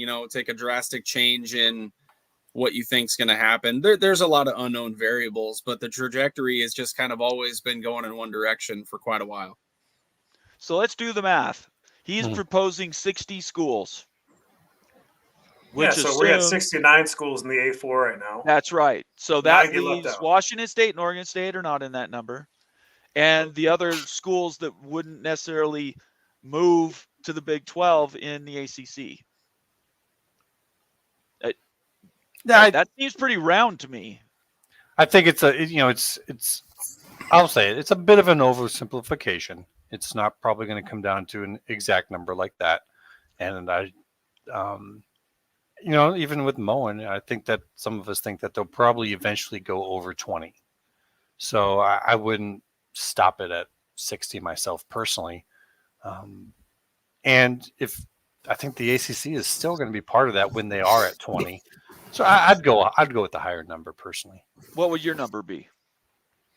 4 conferences, 16 teams a conference, because we're already past that. Yeah, no, I mean, I think that these numbers are going to be a lot higher than people think. I think the SEC is probably 20 max with their regional situation. I don't think that they can go 24. I don't see it. Big 10, 24. Big 12, which could go higher than 24. When you're paying half the pay, you could potentially have more, but at least 24. ACC, I'm thinking that's probably dependent on where they go, but that could be 16 to 20. So, doing the math on that, that's 48, 68, 80. I mean, we're looking at 80 to 90. Oh, wow. Okay. I see it a little bit different. But there's a difference. Yeah. It's not like they're all equal. Right. But that the A4 is a real thing. It's a board. It's a voting board. And to get some of these schools off of it or these conferences, that's a difficult thing to do, I think. So as some of these schools come in and join those conferences, that number is going to grow. Or, so that's my thought on it. Could be wrong. Very fair. So anybody else? I Go ahead. I agree with the 60 number. I do agree with the 60 number. I don't think it's as clean as a 20-20-20, though. I would say that there'd be 18 schools in the SEC. There'd be 20 in the Big 12, and there'd be 22 in the Big 10. That gets you to 60 as well. And I think that if you're looking at those ads, I think that for the SEC, that's North Carolina and Virginia. Get you to 18 and you stop. For the Big 12, you get Virginia Tech, Pittsburgh, Louisville, and NC State, then you stop 20. And then the Big Ten goes to 22. You get Miami, Notre Dame, Clemson, and Florida State. Stop. I think that's where it ends. I don't think anybody else makes it up. I think that's basically your A3 in the future, and those are your big boys going forward. It is. I like the uniformity. I like the math part of it. My brain likes to square circles. So, yeah, I think that it possibly could happen. At the end of the day, we're just guessing, right? We're not sure how realignment is going to shake out. The college football playoff board itself, like Immaculate has mentioned several times, has multiple moving pieces. We're not sure how that breaks out. We don't know what's going to happen with the G5. So, and 2026, Moen said earlier, I think 2026 is the marker. I think 75% of all the stuff they're working on now will be settled by 2026. That's just my opinion. I would like to thank you guys for giving me an opportunity to bust out my 24-22 team schedules a little earlier than I expected then. Why don't you tell everybody what the inside joke is? So my whole thing, and everyone's got their weird things they're super excited about, and mine is building schedules and like realigning conferences and mapping out rivalries. And it all started because the Big 12 put out their schedule, and I thought it was disgusting. I thought it was so bad. The travel doesn't make sense. And within one day, I had a schedule that was better on travel and better on rivalries than what the Big 12 actually did. I understand there's other concessions in the real world about why they build these things the way they do, but it just became this kind of fun thing I did where I've actually built out a 24-team Big Ten that actually has a functional schedule. It only requires 10 conference games. So Immaculate's super duper conference playoffs are still theoretically possible, but it's not as outlandish as people told me, where it's, I mean, previously when the pack was dying and they're like, oh, the Big Ten, they're not going to take more teams. You can't even have that many teams in a conference. It won't make sense. You can't schedule it. And mathematically, you can go as high as 32 and make it work. People don't think it's possible, but it is. We've seen him. He did go that far. I've seen the model. So. Master. Yeah. Go all the way down the rabbit hole with that one. Well, I think the rabbit hole has to have an end. That's all I'm saying. Becoming reality. You can't just keep adding teams ad infinitum. No. You ever heard of wormhole? Come on, Bomber. You could go for infinite. We're not doing that. All right. I want to thank everybody for being here. It's 1:30. An hour 30 in. We've got over 100 people watching, which is fantastic. We're glad to have all the new people that have joined us. We appreciate you giving us some of your Friday night. If you're of a mind, please leave a comment. Follow us all on Twitter. And make sure you subscribe. Give us a thumbs up and leave us a comment or suggestion. We do pay attention to those. We're glad you're here and you're spending a little bit of your Friday night with us. Just so everybody knows, this is a normal show for us. This is not a surprise. We've been doing this for months now, and this is our funnest and most engaging show with people that come around. So we invite you all to be here next Friday with us, and we're just gonna, we'll go from there. Let's see here. We have another super chat from Jen Knoll. How we doing, Jen? What's up, Jen? I just sent you a message. I don't know if you saw it. You might not have. If you want to join the show for a few minutes, I'll send you the invite. Just send me a DM on Twitter if you want to do that. Would love to have you on. Trying to pretty up the panel. Yeah. I don't care about the rest of y'all. I just want Jen on. I'll take you the rest of y'all. Got all of us uglies. Anyway, thank you very much, Jen. Appreciate you being here. And Florida State's doing good. You guys are doing good work over there. Good. Oh, brother. What do we got here? There he is. What do we got here? Where's that sound at? All right. Moen, tell everybody what this is. Let him cook now. Let him cook. This is the sound of Summit Hawk giving us 5 gifted memberships to the community. There it is. Mr. Jayhawk. Thank you, Summit. Wow. Thank you. Yeah, that's so much appreciated, Summit Hawk. You're a legend in the community. Mm-hmm. Let's see who those went to. I accidentally closed that window out because I was reading that article. It's all right. I can call them out. Yeah, if you want to call them out, call them out. Wayne Russell, Tony Rodriguez, Sumas Hero. Let's see, Derek Marie and Vol Slim Jimmy. There you Welcome. go. Here we go. Make sure you Appreciate guys it. thank Summit Hawk within the comment section or within the live chat if you have not done so for giving you those Thank you, Summit. memberships. And I think one more time we'll go ahead and hit it. And don't forget to check Let out him that cook. UNC video. You're Let gonna him have to cook wait now. for people to quit talking. Let him Owen. Try it cook. one more time. No, go for it. All right, we'll do it one more time. There's always money in the banana stand. Let him cook. Let him cook now. Let him cook. Oh, that's hilarious. All right, Jen, I just so you know, I did send you an Oh, invite. man. That should be in your DMs on Twitter. Just join us. We're having some fun here tonight. Glad to have you here. All right, let's get to some more comments. Hey, so Pickles, I know you need to sign out soon here. Any last Yeah. words that you would like to say? I didn't realize no. that. I'm sorry, Pickles. Oh, it's all good. You're a busy man, and all the friends just showed up. It's bad Right. timing on my part, but family calls, as you would imagine. Hmm. No, it's what a wild time to be alive as a college football fan. And a decade ago, I never thought I'd live to see it. And Jen is stepping in and going to give you far better analysis and takes than I ever would. So that's my cue to hop out. Take it easy, guys. Take care, Pickles. Always fun. So- See you on So- Monday, Good to Pickles. see So, you, buddy. Jen, you need to go on their show on Mondays. I would love they to have a lot of anytime. fun. Yeah, Anytime. I'll get that set up. I'm going to be with them again next week. Yeah, So that's the that's do the that. division we're going to put Florida State when you guys join. Florida You're gonna State, be, Washington. You're going to be part of the West Alright. Division. I can do that. All right. Well, we want to welcome Jen to the show. How's Renegade Report doing, Jen? Doing good, doing good. Unfortunately, I've been a little sick this last week, maybe week and a half. So I'm kind of coming back around now. So Well, we're glad to see you. Always. Thank That will Thank never you. change. And I'm glad you're feeling better. yeah, So thank you very much for the super chat, by the way. of course. So Love everybody you guys. everybody that comes on, I give them a second to kind of tell us what you're thinking. What's going on in FSU land? We have covered some of the new reports, but you might have more Yeah. information than we know.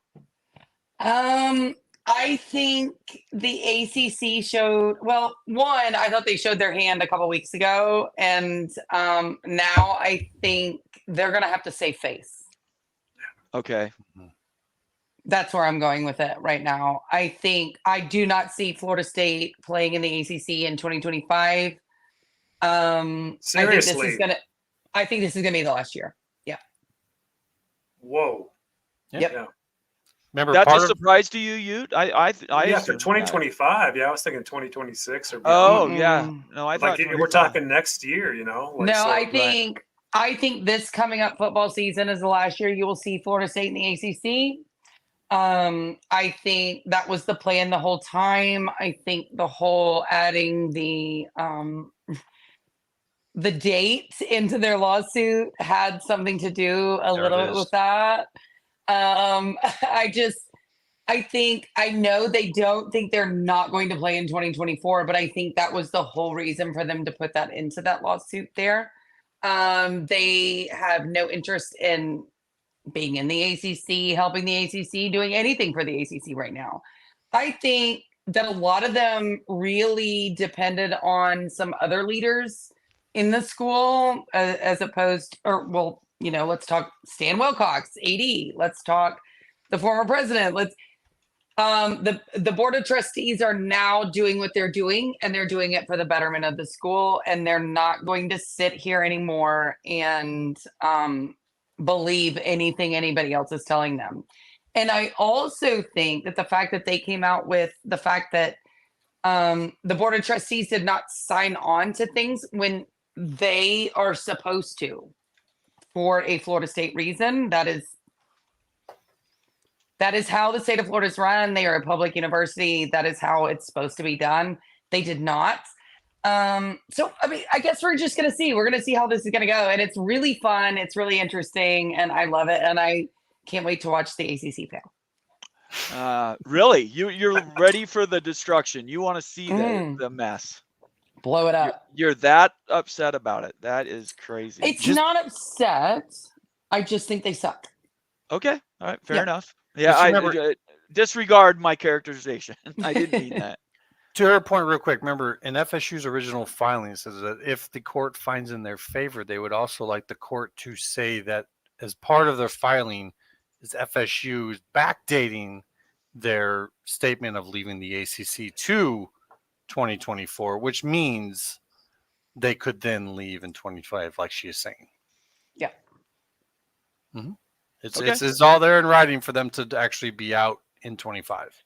Right. And I think they will. I think they will. And I also think the ACC right now is drowning. I think they're drowning. I think this lawsuit is hell for them. I think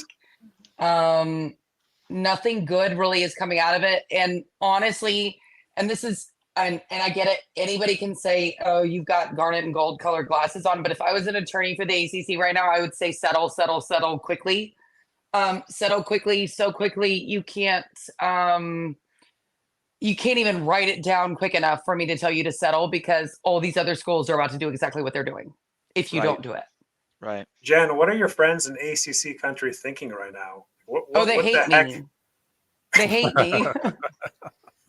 So what are the other schools thinking about this? Like you talk with a lot of ACC fans, like other schools, are they just being quiet? Are they trying to push back? Are they trying to fight? Or they push back, they fight. They're very angry. I don't think Clemson, which is weird to me, I don't think Clemson would get the hate that Florida State gets, which is weird because Florida State makes more money. Well, I mean, I guess it's not weird. Florida State makes more money than Clemson does for the ACC. And that's just the truth. I get it. Clemson has been, they've won 2 championships, more recently than Florida State did. But Clemson is not a national brand like people think they are. So I think, the rest of the ACC, they've always hated Florida State. They didn't like us coming in there. They didn't like us continuously winning it for 19 times. And, it was a weird situation. And so the rest of the ACC is fine with Florida State leaving. Their issue is they don't realize what that's going to do to themselves. Right. Right.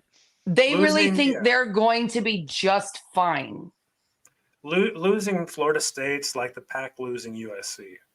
Those two things are pretty similar. Like it just dents you so much that there's just no recovering at the current level you're operating at. Yep.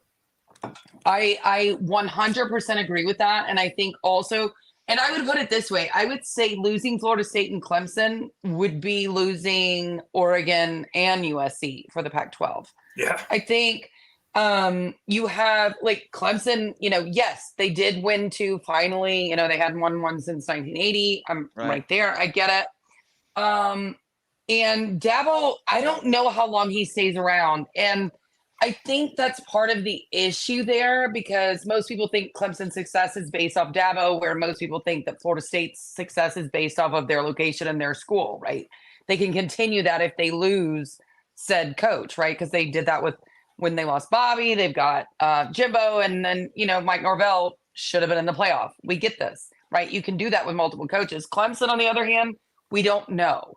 And whether that's fair or not, I guess we'll see.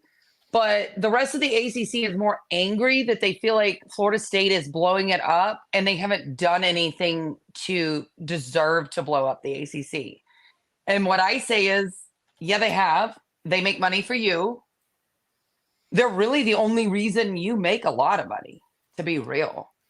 If anybody can point to me one team in the ACC that ESPN would be okay with that isn't Florida State, let me know. Let me know. Notre Dame isn't. No. I said in the ACC. Yeah. But in the ACC. They could be. But they're not. I'm talking about, I said right now. Yes. Who's there? Yes. Let me know. Yeah, Georgia Tech. Oh, wait, no. Georgia Tech. No. Bottoms up. So again, there really isn't one that brings the ratings. There isn't one. And so I can ask them to wait. I can say, okay, just let me know which team then you're talking about that is so much better. Let me know which one it is, because there isn't one. That's the problem. So Jen, let's talk about this Ryan Willie super chat. He says the Big will go to 24, SEC go to 20, ACC will break apart, Big 12 will go to 24. You might have come in at the end of our discussion about how many teams is it going to take before the ACC ceases to be a power conference. Let's just say the words. Going off of this super chat, which by the way, Ryan Willie, I really appreciate. What do you think about that? I agree. I think the ACC will blow up if Clemson gets an invite somewhere else. Florida State's gone. That's it. Right. That's We it. know that. Right. We know that. I'm saying if Clemson gets an invite somewhere else and everybody can sit there and hee-haw over North Carolina and Duke and all these things, basketball does not drive the revenue. If it did, Mhm. Memphis would be in Right. a better conference. Right. And I just, people need to understand that the ACC is going to blow up if Florida State and Clemson leave. NC State fans, you can get upset. Boston College, you're going nowhere. Virginia Tech, Virginia, NC, or North Carolina is wanted, but you guys have so many situations you've got to get out of in order to make that happen. But the ACC is going to blow up. If you lose Florida State and Clemson, ESPN doesn't want you. So you're going to say 2 teams. If those 2 Um, leave, the ACC is going to fracture. I think if Florida State leaves, the ACC is going to fracture because Okay, I think you're that saying makes one, okay. Clemson go. Okay. Yep. Okay. That's Because kind of what we talked about. yeah, because we thought Clemson might make a move earlier. They're not. They're not making Right. that move because I don't think their feedback has been what they wanted it to be to put all that money and time into it. So I think we're going to see, but I think Florida State leaving the ACC is ESPN doesn't. Do not be surprised if when Florida State leaves the ACC, if ESPN doesn't just blow up the deal right then and there. Right. That's what we're talking about. Absolutely. They can do that trigger anytime they want. 100%. So, So, what do you, Jen, what kind Sorry, of go ahead. revenue cut? So, if Clemson indeed stays around, say they don't have a landing spot, Florida State's gone, what kind of revenue reduction are we looking at for the ACC if ESPN doesn't renew the contract at its current price? Like, are we talking like, are you going to, based on your estimates, are we talking like 10, 20% of like the worth of the conference more? Oh, it's got to be more than that. I would think about 12 to 15. Yeah. I think it's more than that. Going by You what do? Oklahoma Okay. and when Oklahoma and Texas took 48% of the Big 12 value with them. Well, do you When mean with USC and Florida State and UCLA took- Clemson, or do Yeah. you just mean Florida State? I just want to like Florida State and say Clemson stayed in the ACC and everybody else. Yeah. remains. So I think if it was 18 to 22. okay, it's I higher could than see that. I definitely could see that. The only reason I would say no is because Texas had some basketball revenue there. That's a and again, basketball revenue is such a drop in the pan. It's nowhere close to football revenue, but Florida State's basketball, you know, You do have baseball program, and Yes. the baseball program Yep. brings revenue. So So does Texas, though. So that's kind of Right. where I was basing that off of. Texas's basketball is a little bit better. Their revenue leading the Big 12 was probably a little bit more of a shock, but Right. maybe not. Maybe not, because Florida State Florida State and Clemson is the only reason the ACC probably has an ESPN deal for football. Let's be real. Right. yeah, and I think the missing piece there, Immaculate just mentioned it, and then we got to get to some gifts that we've just gotten, is the Notre Dame piece, right? Yep.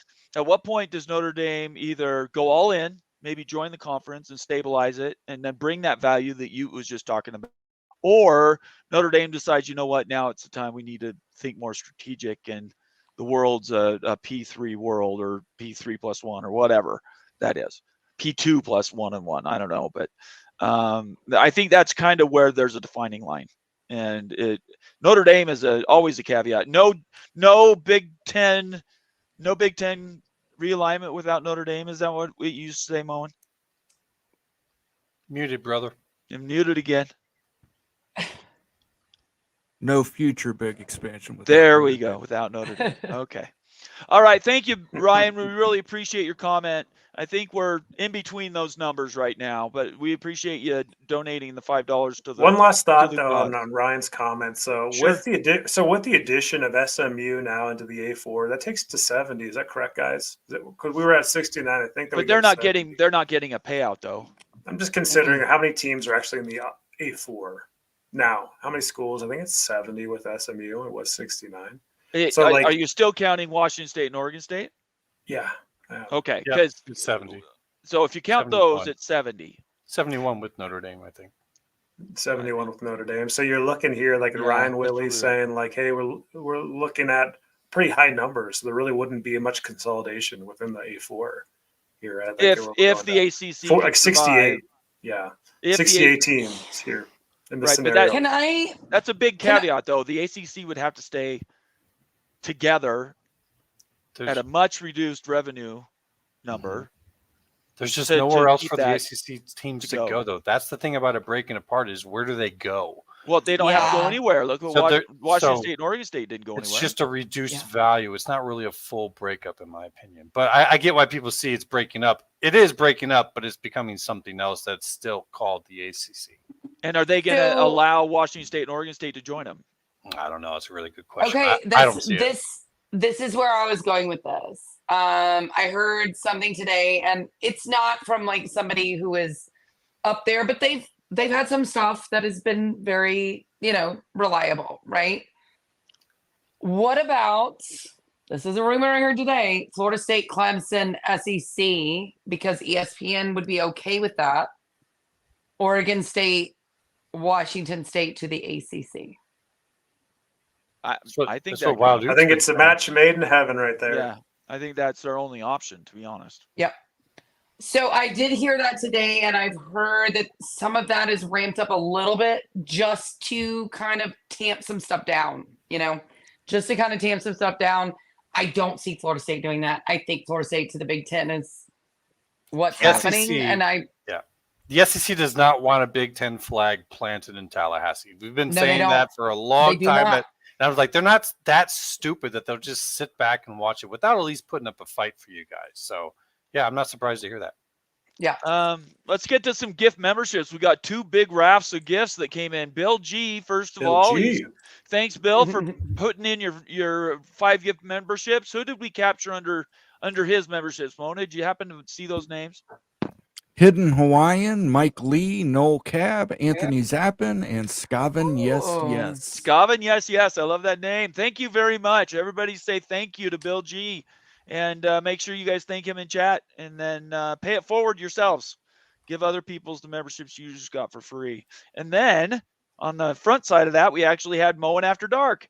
Went into his pocket and did 5 memberships. There's always money in the banana stand, guys. And watch Mowing Dark on Sundays at 8 p.m. It's with Moan and Immaculate right here on College Football Mafia. And the people who can thank me are Michael Sullivan, Brian Simmons, Tuffy Duffy, Right of the Line, and Papa Cade. And I'm going to play this for both me and Bill G. Let him cook. Let him cook now. Nice. Let him cook. You absolutely love that drop. All right. Always the champ. All right. At this point, guys, I'm going to check out. I got to go. I got a date. So Moen's going to take over for me. I think everybody likes him better than me anyway, so it's a win for everybody. Jen, it's up to you if you stay or not. I know they'd love to have you around, but I have to jet. I mean, I can stay for a few more minutes if you guys want me to. Yeah, Sure. we're only going to run for about 15 more, Jen, if that's okay with you. Oh, that's perfect. That's perfect. Okay. Yeah, All I'm right. good. Everybody have a great night. Our next show will be Big West Mafia on Monday night. That's at 8 Eastern. And that would be with Sergeant Pickles and Becky Go Huskies. That'll be the second edition of that show. Oh, And I like that. yeah, Jen, I'm going to talk to Pickles. Maybe we'll get you in on that if we have time. Oh yeah, I would love to. I don't Monday I don't have a show, so I'm good with that. So Awesome. let me know. And I think it's a good opportunity because when Florida State joins the Big Ten, they'll be new with Oregon and Washington and Oh, we can't USC wait. and UCLA. We need some friends for sure. Summit Hawk says, good night, Bomber. Thank you very much, Summit Hawk. You have been a loyal viewer for a long time, and the gifted memberships you've given to us, we do not take for granted. Tip of the hat always when Summit Hawk signs on. Other than that, everybody have a great night. Stick around for the remainder of Big Freaking Friday show on College Football Mafia. Have a good weekend. Don't drive if you've been drinking, Georgia Tech. Do not Oh, drive. you kill us here. All right. Hope you have a Everybody great else- date. I will. I definitely will have a good day. We'll see you guys later. Stay out of trouble. Night, buddy. Okay, bye-bye. Ah, All right. By the way, Jen, if Wait. someone says Okay, Georgia now Tech, we're ready to go. All yeah, right. there we go. We gotta Hang we on, gotta hang set on. the I'm rules. here. I'm here. I'm here. Daddy's gone. All right. It's time to. All right, gotta- Jen, yeah, we gotta listen, if establish someone the rules. says Georgia Tech, you have to drink. Ooh. So, Okay, I can do that. Georgia Tech. I was grabbing my. Okay, I got it. It's about to get off the rails. We got 15 minutes to survive here. Sorry, I had to go get my refills. Well, some of us just prefer the bottle, Jen, you know? Why waste a cup? Yeah, I agree with you, but like with my COVID, like I don't know. I had to take it a little easier. Makes me really I hear you. tired. Sounds Oh, we like got you're a the champion over COVID. You've had that a few times now. 3 times. Three. Jesus. COVID ain't got nothing on Jen. No, and I'm still alive, so there you go. It's probably All the right, booze. Kate. It's probably the Katie booze. Zoo wants to know if I would ever be a diehard, how much it would cost to make me a diehard Irish fan. Oh, not enough money in that Ooh. banana tree. The entire endowment of Notre Dame would be necessary to make me root for the Irish. Yeah, that Well, so Notre Dame's your least favorite team, right? No, Michigan's Second my least. Oh, you're Michigan, of course. My bad. Yeah, yeah. real quick. Yeah. It seems like you talk about Notre Dame a lot more than Michigan, though. All right, because I just hate Michigan. I don't even want to give them the time of day. Yeah, I'm surprised he's even saying the name. To be honest, Yeah. they're the team up north. Team up TTUS. north, school up north, cheaters I up love north, you those. name it. I love that. I just highlighted this one because I really like the reference. Is the search for more money ever really over? No. No, I don't think No. so either. And did Just anybody get the ease up. reference? Nobody got the Tell reference. us. I thought he was No. actually talking. Spaceballs. It's from Spaceballs. Oh my god, I love I thought he was actually talking to Spaceballs. Terry in chat when he said that. He was, but Oh, okay. the search for more money is the sequel to Spaceballs. Gotcha. Spaceballs 2, the search for more money. I love Uh, Spaceballs. Rock Chalk 94 says Georgia Tech, Immaculate University. It's turning into that, isn't it? Cheers. Bottoms up. Immaculate University, yeah. That's going to be my creative team. IMACU. That sounds like one of those fake universities, you know, like get online, get your degree from Immaculate University. There is a university It'll only called, cost you like $3,000 a week. No I big think deal. it's called Immaculate Word or something. Yeah, Incarnate actually- Word. yeah. It's Oh, Incarnate Word. Yeah, it's close. But I think that, yeah, that's There's what probably an Fine. Immaculate Word. It's a Catholic It's all thing. right. I'm sure there's at least one. I'll just make it into a but- university on NCAA football. There you go. Immaculate University.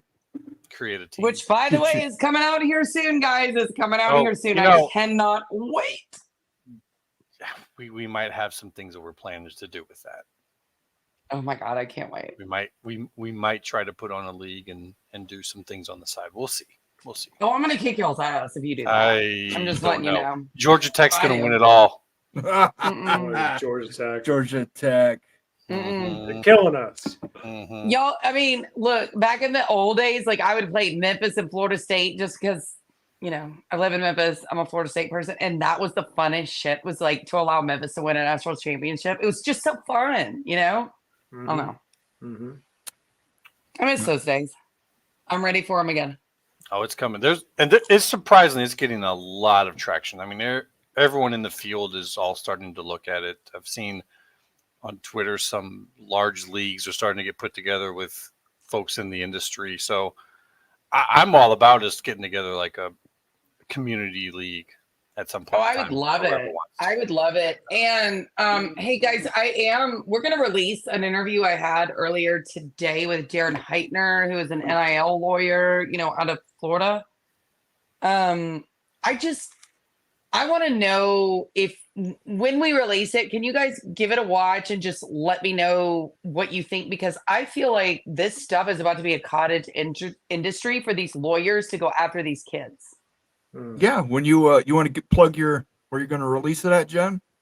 Well, we're not really sure yet. I think we might release it tomorrow. We might release it on Monday. I'm just saying this is a guy who he's actually a Florida guy, not a Florida State guy. But he was involved with the Rashada stuff and everything. this is, to me, I'm just wondering, how do these attorneys find these kids that get them into these bad deals or get them into deals that can cause issues with the NCAA, right? Like, how do they find them? Is it a list? Does the school give it to them? Because that seems like a conflict of interest. That's what I was asking the attorney today. How does this happen? How do these attorneys find these kids? To me, it seems like you just look at like the top 250 recruits in the nation and go, that's down, exactly down, what I said. down, down. Going to That's what I Florida said. State, down to make a call, right? Like that's probably it, right? Like where's the 5-star kids? Like that's where the money is going. Exactly. And I was wondering, is there a way that these now recruiting agencies that list these kids are now going to partner with law firms, right? They're going to advertise these law firms on their web pages and then say to these kids, hey, we've ranked you. Here's a list of lawyers you can go use, right? I mean, it's going to get wild. This is going to get crazy because you can't see it going anywhere else. Some of these attorneys that aren't as, good, let's say Nico from Tennessee, I'm not saying anything bad. He just gave a lot of information in that interview he did, right? That was just unnecessary. It was unnecessary. Like, he gave so much stuff, and then now all of a sudden Tennessee's under investigation and they're fighting. And I get it. I don't give Tennessee credit for hardly anything ever. I'm going to get them credit for this. I do like that they're going after them, but they have no choice. They have no choice. If they get found in the wrong on this, bye-bye Tennessee football right now, because they were under probation. I mean, we'll see. I mean, the NCAA has no teeth, though. That's the problem right now. So that's true. Tennessee has no problem going after the NCAA. I agree, and I am happy that they are. I wish Florida State would, but Florida State didn't need to. They weren't under probation for anything at that point. Tennessee was, and that's why I like that this suit is happening, because for me, I think the NCAA is going to lose this one. And what really sucks is that I hate Tennessee and I hate to see them win anything, but I will like it for the kids. All right, let's get to a super chat from Ryan Willis. He says it sucks that he will now need to buy a PS5. Oh man, you're in big trouble, Ryan. Seriously, Mac, you were playing the 2013 version. I played the 2012. I had 25 consecutive seasons of the Utah Utes winning the national championship. I was like 144 games or something. Awesome. 25 consecutive seasons recruiting. That's good stuff. It's 10 years away from it. People are pretty excited for it, and these things tend to build upon themselves. There's a lot, and it's with having like realignment in the game. Ooh. I'm hoping that they give us the ability to have our own communities, our own leagues, and then we could have control over it. If we have ourselves a realignment league, come join it. But fair warning, we're going to play some shenanigans in that. And while relegation may not exist in real life realignment, it might exist in our league. Just, food for thought. Immaculate University. Immaculate University.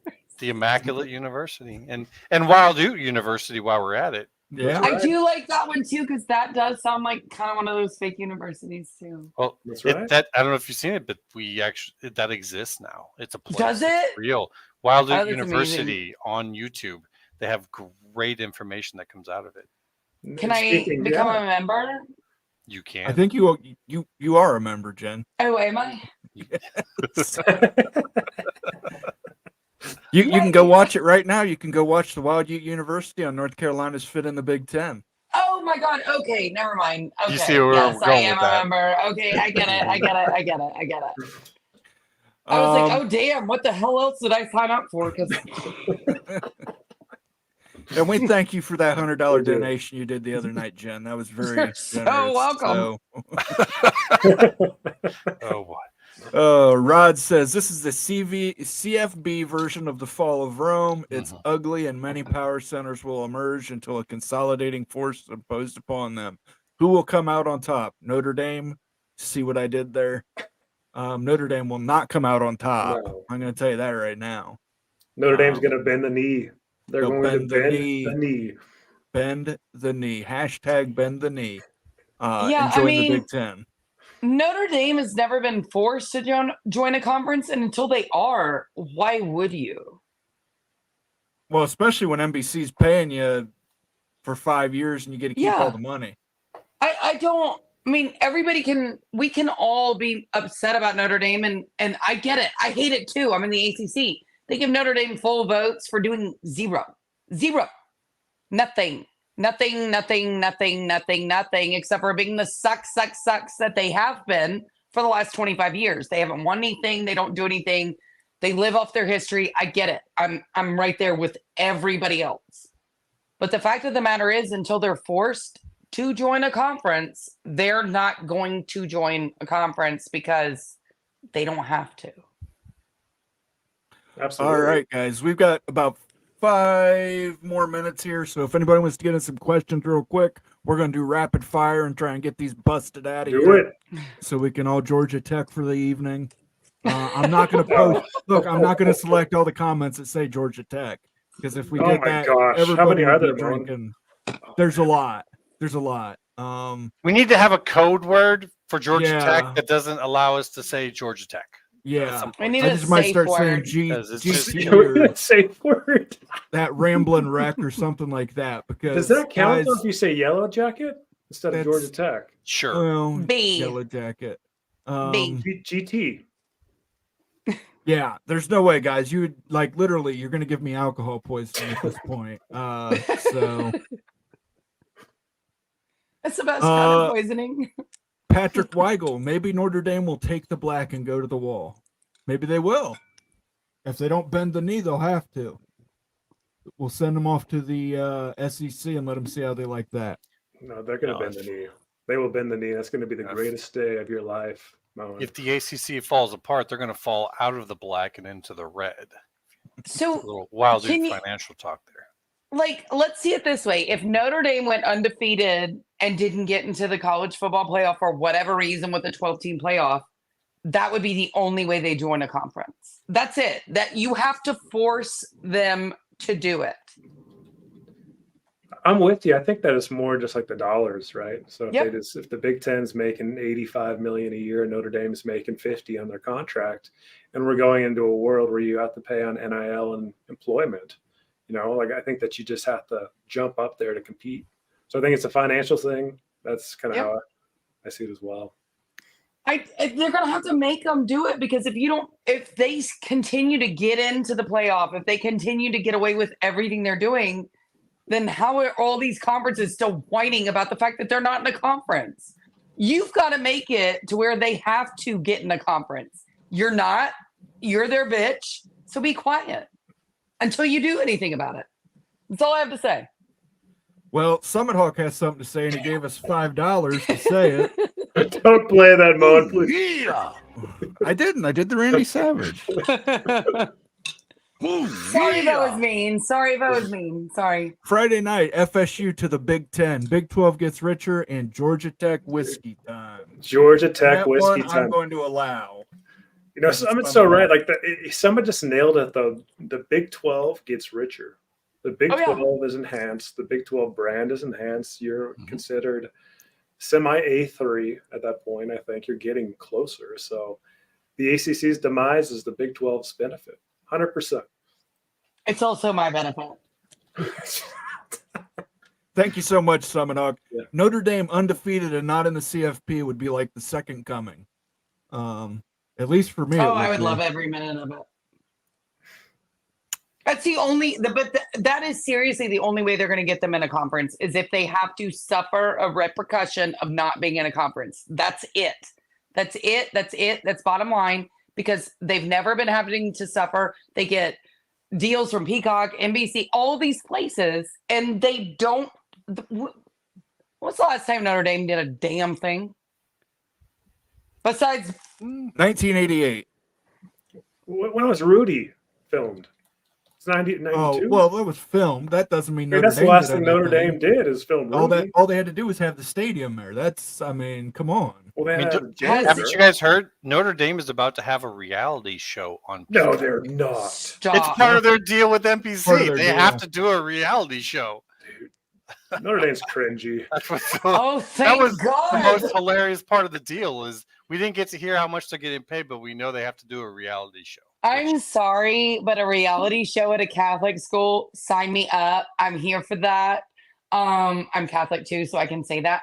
So I'm just saying this sounds so interesting. How does this work? Very carefully. Do they keep their feet on the floor in the dorm rooms, or like what are we doing here? And yeah, it's now that they're going to be shown on there, all those guys are going to get NIL money for that. And also, I would like to say to old 55 Ooh. Chevy, who put this out on Twitter, so thank you for, there it is right there. And Iowa State, you have something coming to you when you come to Iowa City because we have almost everyone coming back. If you think that you're going to win that game, that's going to be very, very rough on you. But at least you are from the state of Iowa. Listen, Cyclones, all you got to do is score 7 points and you'll be golden. Hey, we got rid of the problem. I'm just going to say the offensive coordinator is gone. Did y'all get a new one? Yes, Mr. Tim Lester, and I'm just going to say that he is the solution, even though I may or may not fully believe in that myself. Well, you know, the lies we tell ourselves for our football teams are amazing, and I do it all the time. It's gonna be easy. He's an RPO guy. Like we're talking about an RPO being run at Iowa. I'm not quite sure. What to think about I lied about Willie Taggart. So unless anybody else has anything worse than that. Well, it doesn't get worse. We were 133rd ranked offense out of 133. So really the guy cannot, let's say, make things worse. So he's got a pretty good job security thing going on right now. Yep. Old 55 Chevy said Notre Dame could go 2-10 and the media would still cry about them being snubbed from the CFP. You're absolutely right. Yeah. Yep. Rod coming back with the Notre Dame joke was for Catholics. The Holy Roman Empire filled the power vacuum left by Rome. Kind of a dumb history joke. I followed it. The Byzantine Empire as well. So Notre Dame to the Pac-2. I'm for it. There we go. I like that. I think that's a great idea. I also think if Notre Dame really wanted Stanford and Cal, why didn't they just join the ACC with Stanford and Cal? That's what Immaculate was saying earlier. That's exactly because they didn't really want it. They wanted to make it seem like they wanted it, but they didn't. They want to stay in their own little bubble, and they still want to run things from where they are because they're stuck in 1981. I think they're sitting back and watching how things play out with this last TV deal with NBC.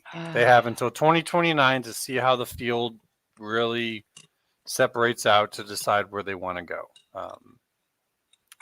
It might be with the ACC with like a private university thing. It might end up being with the Big Ten. But they now have. Think? I think what they want is the ACC thing to work out with private universities. If not, they would have already joined the Big Ten. They could have did it this time. So you think they want the ACC just to go to private? Yeah, I mean, like they're in a class action lawsuit where them and a bunch of other private universities were all price fixing together. They have a lot. Right. They have like this cultural thing where they're all together, even on the side where it's not really visible. I think that they want a conference within the new world coming up with all the new rules. That they can have a conference that can have their own setup. So I think that's what they want. Whether it's actually going to happen or not, that may not be. And if that doesn't come to fruition, they can just join the Big Ten in 2029. Well, hear me out here. If that's really what they want, there's tons of private schools in the ACC, correct? That's basically what's going to be left behind. That's what I'm saying. So why don't they work with Florida State, work with some other schools to get them out of the ACC and make it to what they want? Because Notre Dame has that power I don't understand why they wouldn't just do that. Well, they are. Their first move was to get Stanford over there. I think they should do a little bit more than that. They probably are. Okay, cool. Yeah. Sounds good. Yep. I think pay so. my We'll way see. out of that hellhole. Let's do it. From Jamie Thornton, Immaculate. I heard Georgia Tech called up BY. He said, thanks, but no thanks. If we get really desperate, we will call you back. Damn. I think York would, or Yormark would love to be in Atlanta. Yeah, that was cold. Of course. Whoa. Let's Well, talk about this for a second. So if you have the choice There we between go. NC State and Georgia Tech, who do you take? Because you have a chance to get into North Carolina market. I'd say Georgia Tech. I'd say North Carolina State over Georgia Tech. That's it might come down to that. Those two. I agree with you, and I think it's that's a interesting conversation. I would say Georgia Tech because Atlanta always will have the population. NC State won't. Here's a crazy one for you. What if? Do you see what I'm saying though with that? Does that make sense? Well, instead of going, subtractive like that, if it really comes down that you have 5 schools that you're looking and go, God, I want them all. Why not just go +1 and go to 6? You're the Big 12. You actually have a lower payout. You could do that much better than any other conference could. I would go with those 5, and then either a Southern Florida or a Pitt or we're talking Clemson, North Carolina State, Virginia Tech, Louisville is our base 4, right? Right. Add Georgia. If you really want to add Georgia Tech to that, I would just add one more. I would go with USF. Syracuse maybe or something. I would go USF. I think that USF is AAU though, right? they are now AAU. They Yes, are they building are. their own stadium. They're a built-in rivalry with UCF. More than That's Miami is. 2 spots in. Well, if Miami's available, then you go with that instead. But I'm saying, that's 2 spots in Florida. The value for the Big 12 and what they're trying to do. I will say you even float the bill if, say, the rest of the CFP won't pay USF for that. It's still better. That would be such a huge ad. There's actually a leak that came out that USF said that they turned down the Big 12 at some point. I don't know if that's true, but that's what I would do. Yeah, I don't know. Yeah, I think that was a little bit of USF fans going a little haywire with that. One, no school has ever turned down a Power 5 conference. It's just never going to happen. It's never going to happen. The theory would be that they're actually part of the ACC plan because what came out with the Dartmouth deal of the boys basketball team. The USF is just this, for the ACC. I'll make this very quick. Okay, sorry. Dartmouth boys basketball are now unionizing. This happened to Northwestern back in 2014, but they got out of it because they're in a conference with a bunch of public schools, and so the NLRB, the court, allowed them to not have to do these things that Dartmouth is now having to do because of the competitive element. But now they're saying because Dartmouth is in a conference that has no publics, that they have no excuse, and that now they are going to have to unionize, which is going to spread through the Ivy. So if the problem is that they don't have any publics, they might want a few publics in the ACC if they join there. And USF in Florida, brand new AAU, who voted for them? I don't know. Somebody voted for them. That's very political. So I could see them, if they already got the nod and the wink to be part of that and be one of the public schools that helps those private schools get around the NLRB restrictions, it's actually a plus. So that's the only way I would see USF turning down the Big 12 is if they had a nod and a wink from up on high that, hey, we need you for this. You're going to serve us in this part. And in return, here's your AAU status because we can't have you be one of us and not be in the AAU. So I'm not saying that's true, but that's what I would say. But that whole conversation tells me that a conference like the ACC was like on top of anything and making sure that they wouldn't lose a school like USF to the Big 12. And I have never known the ACC to be on top of anything other than screwing over the teams that make the money. So, well, that's the ACC. This would be like Duke, Stanford, and Notre Dame working together with says the Ivy schools to prepare the way. Yeah.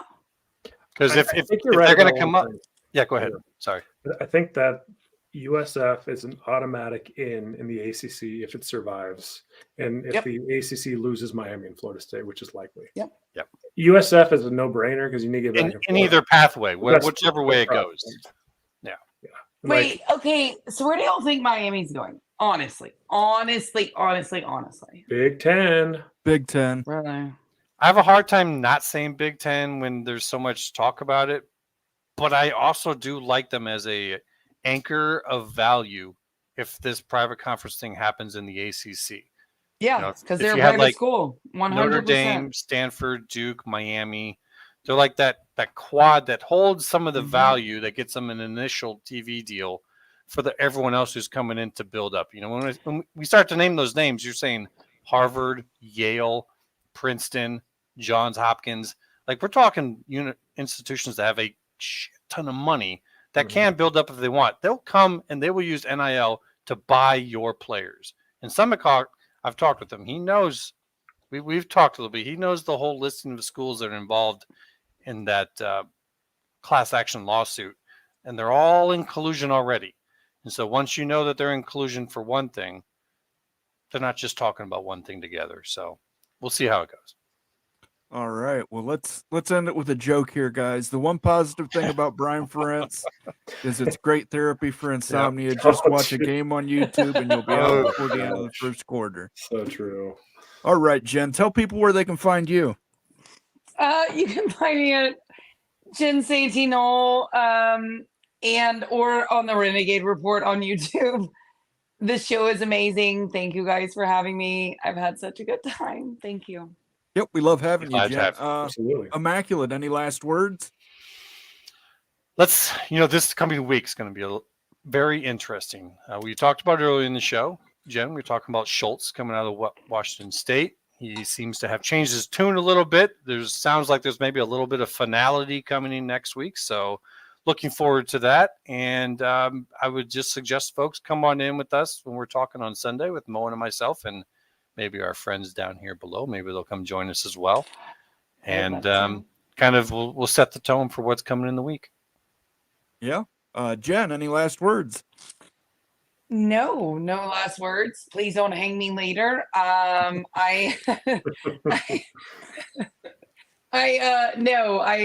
It's just Saturday, Sunday. I do have a show on Sunday, but I think we're just going to do some recruiting stuff on the Renegade Report. So please come follow if you want. Excellent. Yeah, check out the Renegade Report. It's a great show, guys. Wild, you've got the final word. What would you say? Perfect. I want to give you kudos, Mo. Thank you. Check it out. Can you minimize us to show everyone the background that you created for the Big Freakin' Friday show? This is our first Big Freakin' Friday show. And Moan is a brilliant developer of backgrounds and everything. We got Immaculate right there, yeah. Hey. So, if we can get it to work out, but I mean, it's just awesome job. Look how awesome that is. So kudos to you, Moan, for developing that. I love it, man. This is the Big Freakin' Friday Very show. nice. The Big Freakin' Friday show. The BFFs. The Georgia Techs in the house and stuff. Oh, We're gonna have good conversation. One more for the guys. Friday, just take it easy, relax. That's what the show is all about, and quality football talk. So, yeah, go Utes. All right, guys, we're going to leave y'all here. Appreciate everybody who stopped by tonight. I know it was a busy night. Lots of different options to view. We appreciate everybody who stopped by. Appreciate everybody who gifted memberships. Summit Hawk, Bill G especially. Thank you, guys. That means a lot to us. Helps more people in the community see those Wild Ute University shorts before they drop to the public. And thank you to everybody who left a super chat. Just know that we do appreciate every single one of y'all. So with that, I will say good night, and we are out. We're eastbound and down, folks. Ooh.